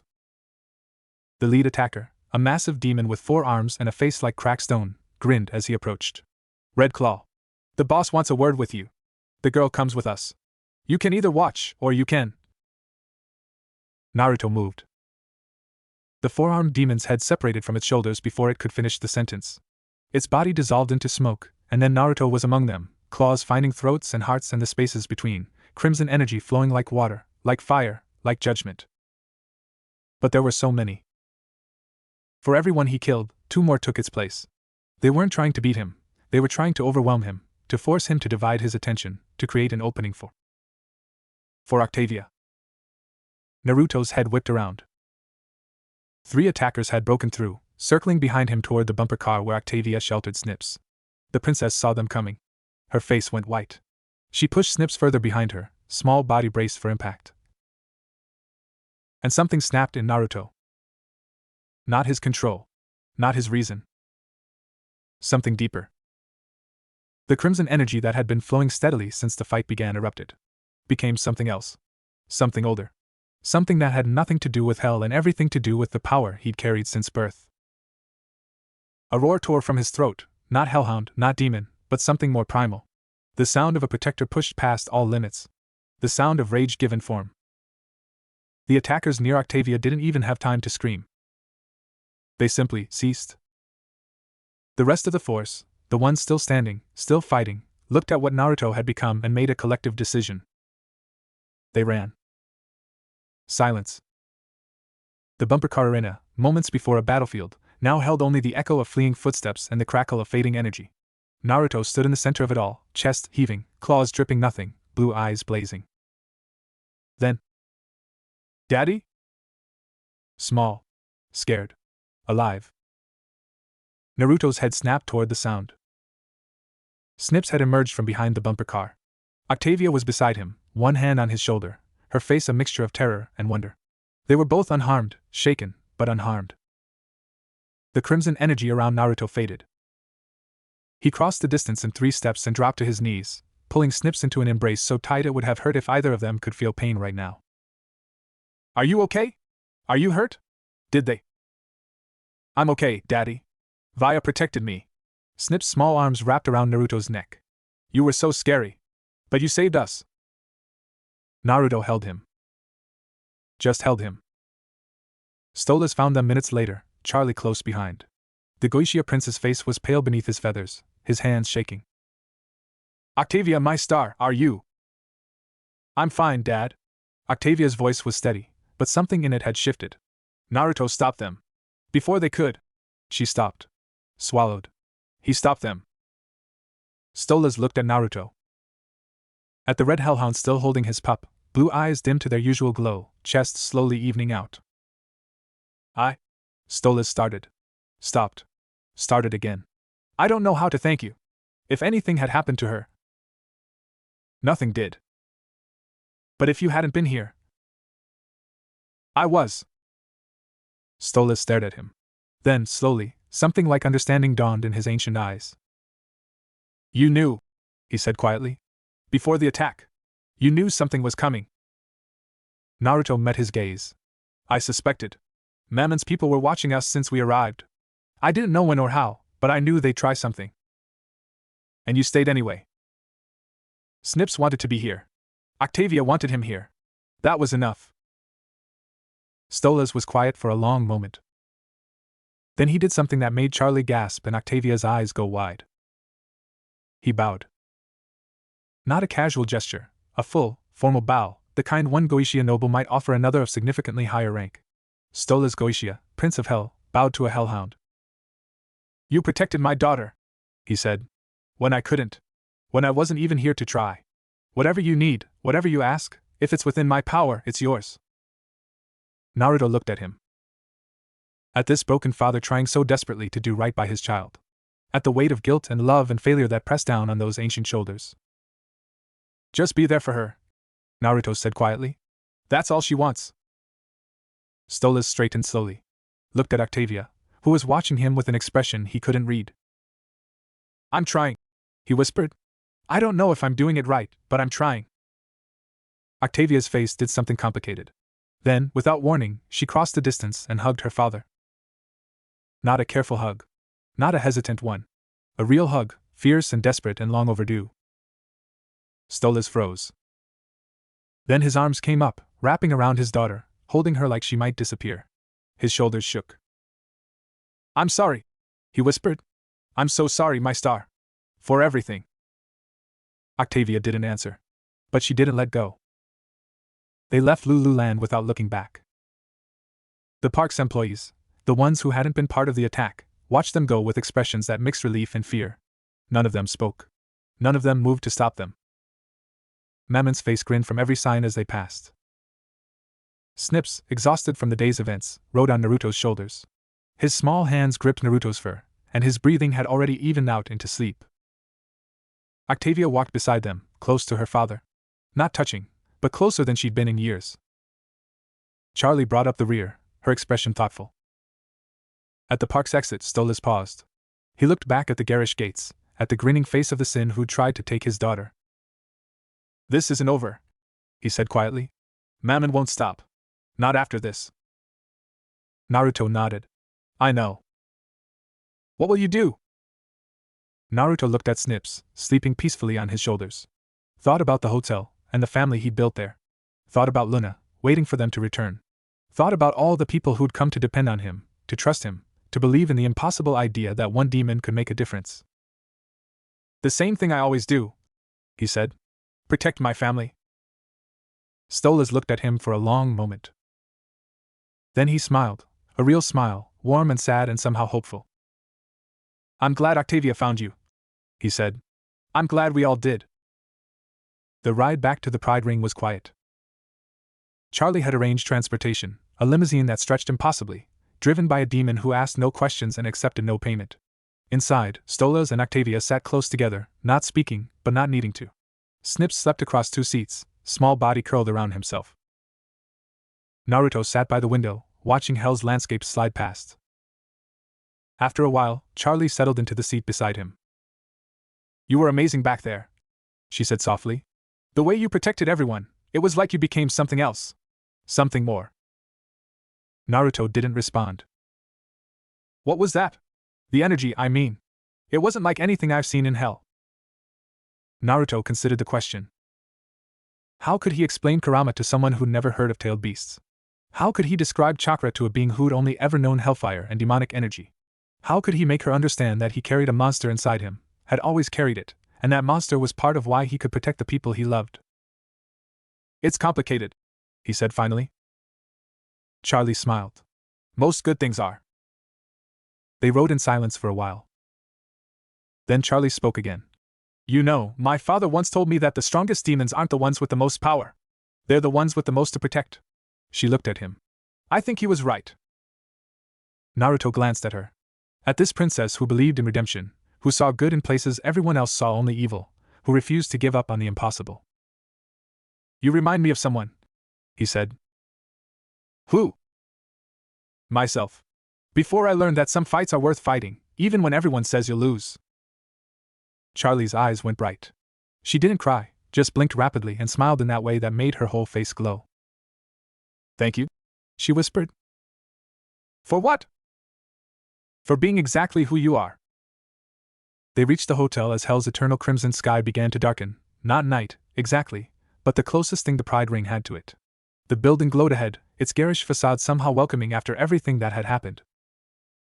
As they pulled up, a figure emerged from the entrance. "Luna."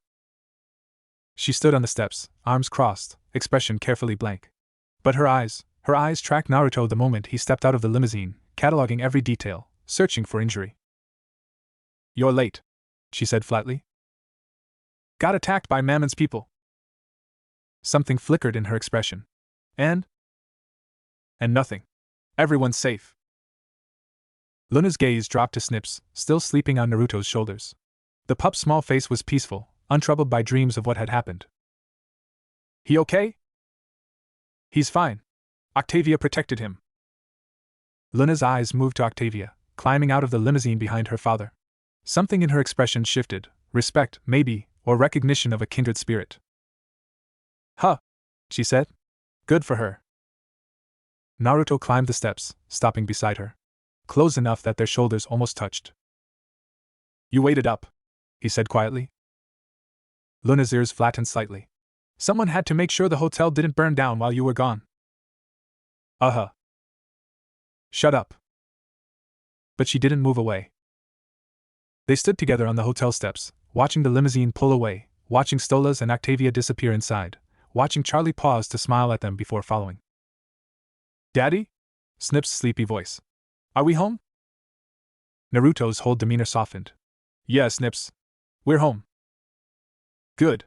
The pup snuggled closer, already falling back asleep. Love you. Love you too. Luna watched the exchange with an expression Naruto couldn't read.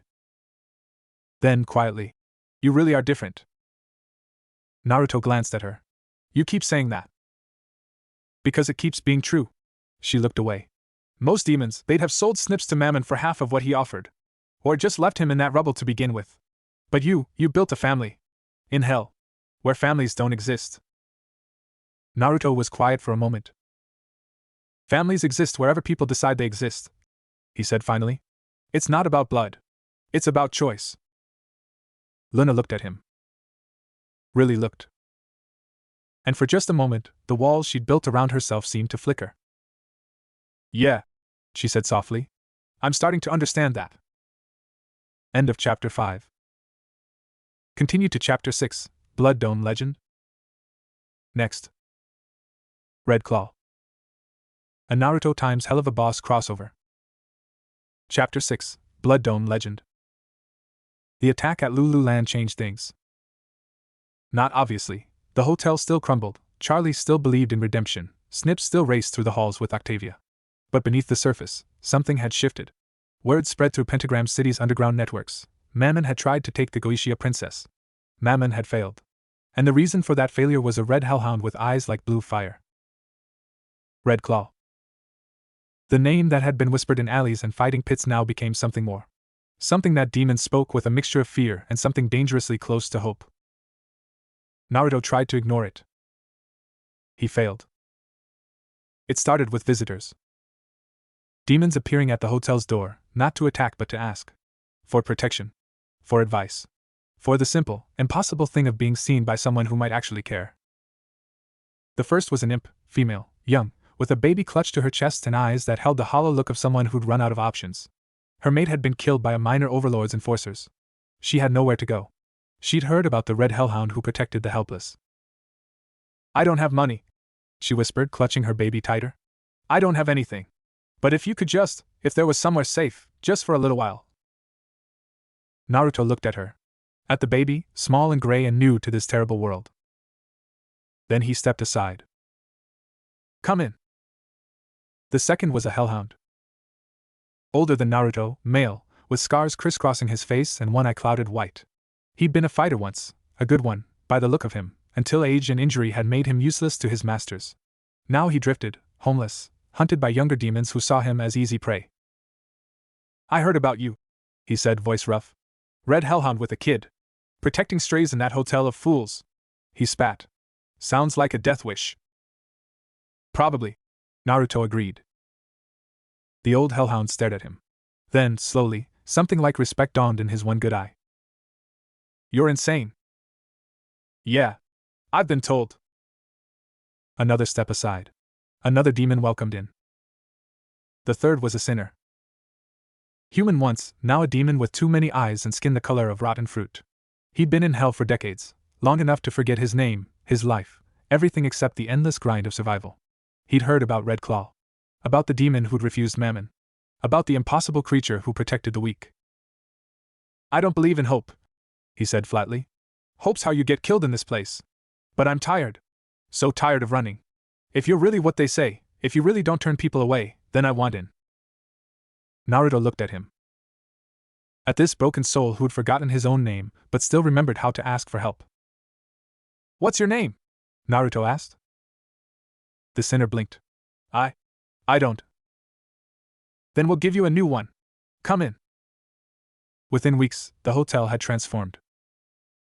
Not physically, it was still a glorious disaster of peeling wallpaper and broken furniture. But the population had exploded. Demons who'd had nowhere else to go now filled the common rooms, slept in the hallways, clustered together in groups that slowly, tentatively, began to resemble something like community. Charlie was overjoyed. "This is exactly what I wanted," she exclaimed, bouncing through the crowded common room. "Demons from all over, coming together, learning to trust. It's working." Vaggie, ever practical, watched the chaos with a skeptical eye. "It's working because Naruto's scaring off anyone who might cause trouble. The moment he can't be everywhere at once." "I'll be everywhere," Naruto said quietly. Vaggie looked at him. At this impossible demon who'd appeared from nowhere and somehow become the hotel's foundation. "You can't," she said. "You're one demon. No matter how powerful." "Then I'll train others." The words hung in the air. Charlie's eyes went wide. "Train? You mean like teach them? To fight? To protect?" Naruto nodded slowly. The idea had been forming since the first refugee arrived. If the hotel was going to survive, if this impossible dream was going to last, it couldn't depend on him alone. "I can't be everywhere," he admitted. "But maybe I can teach enough people to be somewhere. To stand between the ones who need help and the ones who want to hurt them." Vaggie stared at him. Then, slowly, something that might have been respect dawned in her expression. "That's actually not stupid." Charlie laughed, bright and hopeful and full of the light that made her who she was. "It's brilliant! Naruto, this changes everything. We can build something real here, something that lasts." "Don't get ahead of yourself." But Naruto's lips twitched. "First we see if anyone actually wants to learn." They did. The old hellhound, who'd chosen the name, Warden, after much consideration, was first. "I got nothing but time," he growled. "Might as well spend it teaching young idiots not to die." The imp with the baby, Mira, came next. "I need to be able to protect my child," she said quietly. "I can't rely on you forever." Even some of the original residents joined. Angel Dust showed up to the first training session with a theatrical sigh and a muttered, "Might as well, bored out of my skull anyway." Husk watched from the bar, polishing glasses, but his eyes followed the movements with professional interest. Naruto stood before them, a motley collection of misfits and survivors, and felt something he hadn't felt since falling into hell. Purpose. "I'm not going to teach you to fight," he said.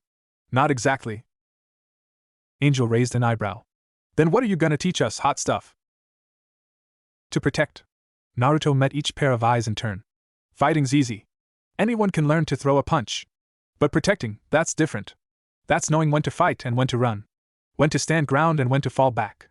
When to trust the people beside you and when to carry them." He paused. "Protecting means caring more about the people behind you than the enemy in front. It means being willing to take hits so they don't have to.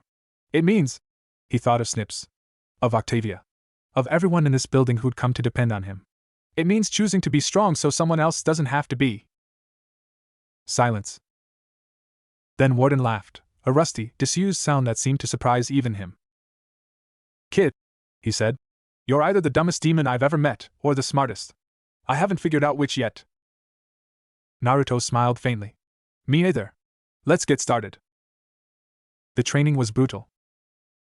Not because Naruto made it so, he was patient, methodical, endlessly willing to demonstrate and correct and demonstrate again. But because the demons who'd come to learn carried decades of survival instincts that fought against everything he tried to teach. "Again," Naruto said for the 10th time. Mira, sweat dripping down her face, raised her fists again. Her form was terrible. She kept dropping her guard, flinching at imagined attacks, falling back into patterns that had kept her alive on the streets but would get her killed in a real fight. "I can't," she gasped. "You can." Naruto's voice was calm. "You're not fighting me. You're fighting the voice that tells you to run. That voice kept you alive once. Now it's holding you back." Mira stared at him. Then, slowly, her stance shifted. Her guard came up, not perfect but better. Her eyes focused. "Again," she said. Naruto smiled. Word of the training spread. More demons came, not just to seek shelter, but to learn. The hotel's common room became a makeshift dojo, cleared of furniture, filled with bodies practicing stances and strikes and the endless, exhausting work of becoming something more than prey. And through it all, Naruto moved among them. Correcting. Encouraging. Demonstrating the impossible power that lived in his core without ever using it against them. He became a fixture, the red hellhound who never raised his voice, never lost patience, never stopped believing that each of them could be more than they were.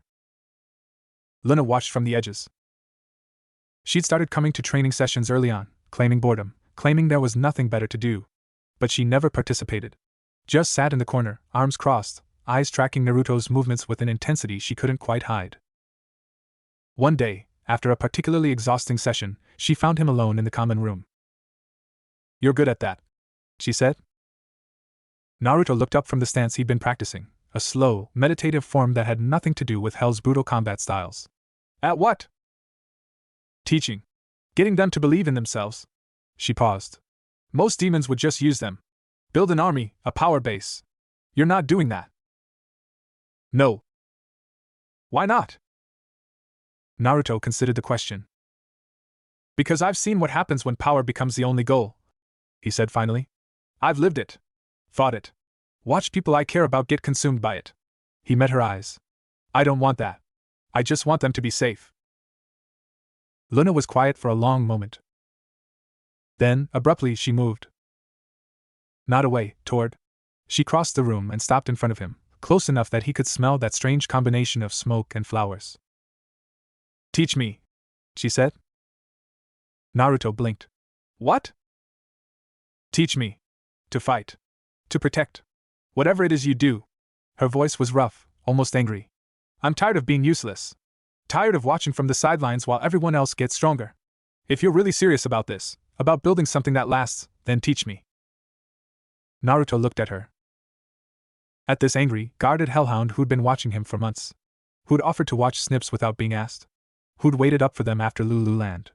Who kept showing up, again and again, despite every instinct that told her to run. "Okay," he said.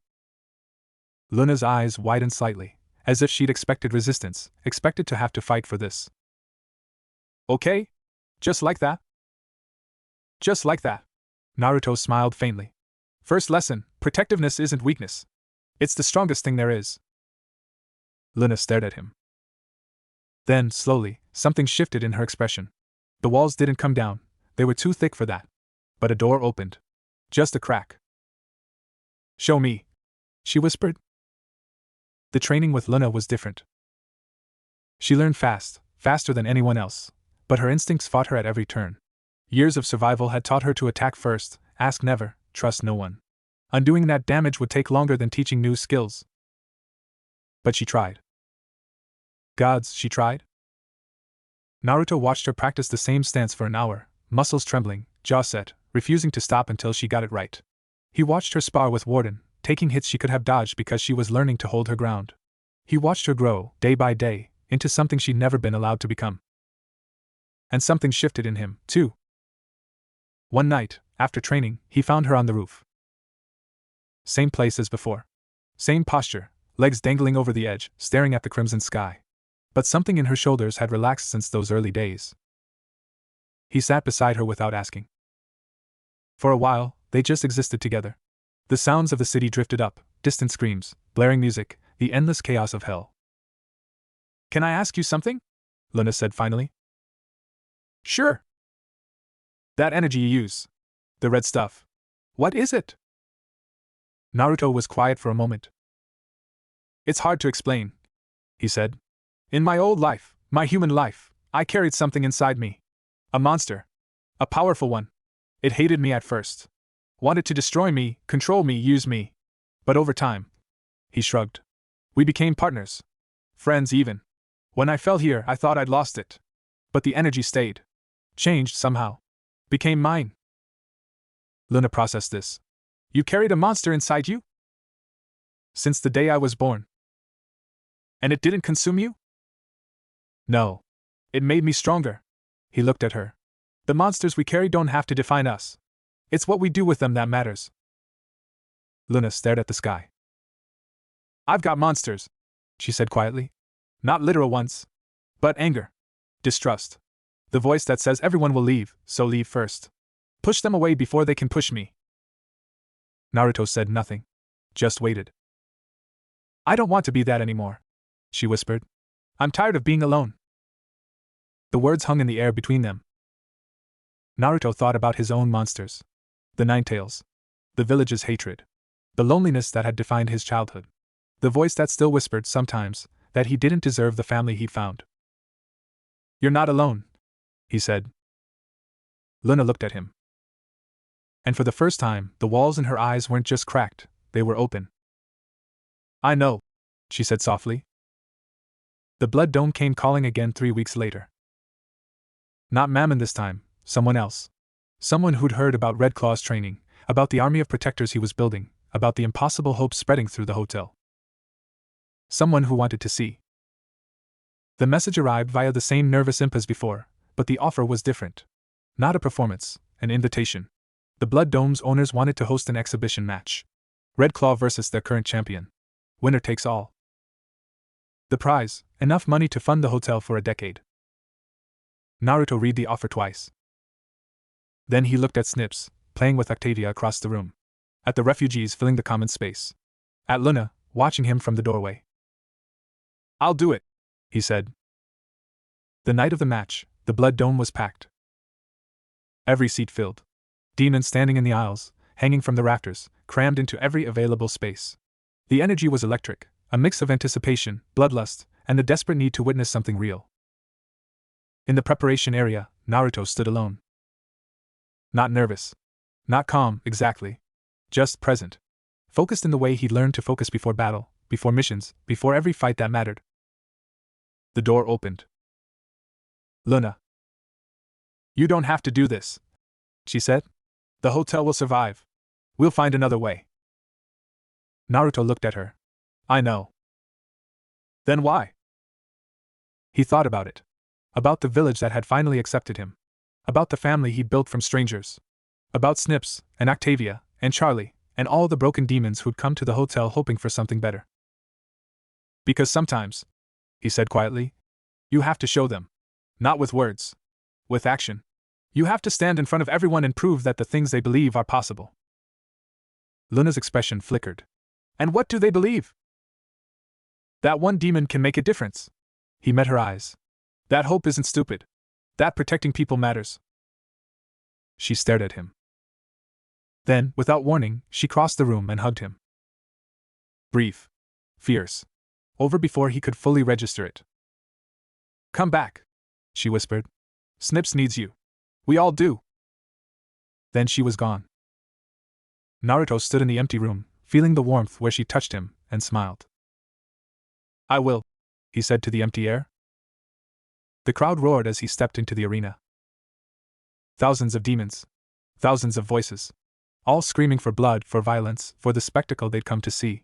The champion, a massive creature with too many limbs and eyes that burned with hellfire, stood across the arena, already grinning. But Naruto wasn't looking at him. He was looking at the stands. At a small section near the front where Snips sat between Octavia and Luna, Charlie and Vaggie beside them, the whole hotel family clustered together. Snips waved wildly, yelling something lost in the noise. Naruto raised one hand in acknowledgement. Then he turned to face his opponent. The fight lasted 3 minutes. Not because the champion was weak, he was terrifying, a living weapon of destruction who'd killed hundreds in this very arena. But because Naruto had stopped fighting the way hell fought. He fought the way he fought. The crimson energy flowed like water, like fire, like the will to protect made manifest. He didn't just dodge, he moved through attacks, redirecting momentum, using the champion's strength against him. He didn't just strike, he placed blows with surgical precision, targeting weak points, ending fights without unnecessary killing. The crowd went silent. Not the silence of boredom, the silence of awe. They'd never seen anything like this. A demon who fought like a dancer. A monster who moved like mercy. When it ended, when the champion lay defeated but alive, staring up at Naruto with something like wonder, the silence held for one breath. 2. Then the blood dome exploded. Not with violence. With sound. The roar that rose from thousands of throats was unlike anything the arena had ever heard. Not just approval, reverence. They were witnessing something impossible, and they knew it. Red Claw! Red Claw! Red Claw! Naruto stood in the center of it all, chest heaving, energy fading, and looked toward the stands. Snips was crying, happy tears, the kind that came from overwhelming relief. Octavia had an arm around him. Charlie was sobbing openly. Vaggie looked like she just witnessed a miracle, and was trying very hard not to believe it. And Luna. Luna was smiling. Not her usual smirk or cynical twist. A real smile, bright and unguarded, directed entirely at him. Naruto smiled back. Afterward, in the chaos of celebration, he found her waiting outside the preparation area. That was. She trailed off, shaking her head. I don't have words. Doesn't need words. They stood together in the corridor, the sounds of the crowd still echoing from the arena. You could have killed him, Luna said. The champion. Everyone expected you to. He didn't need to die. Just needed to learn. Luna looked at him. Really looked. That's what you do, isn't it? Not just protect, teach. Show them there's another way. She paused. Even when they don't want to learn. Naruto shrugged. It's what someone did for me. Seems fair to pass it on. Something shifted in Luna's expression. That vulnerability again, raw and terrifying and completely unguarded. I want to learn, she whispered. Not just fighting. This. What you are. How you do it. She swallowed. Teach me to be someone worth protecting others. Naruto looked at this angry, guarded hellhound who'd fought so hard to keep everyone out. Who'd opened a door just a crack. Who was asking, for the first time, to be shown a different way. Okay, he said. And for the first time, when Luna smiled, it reached her eyes.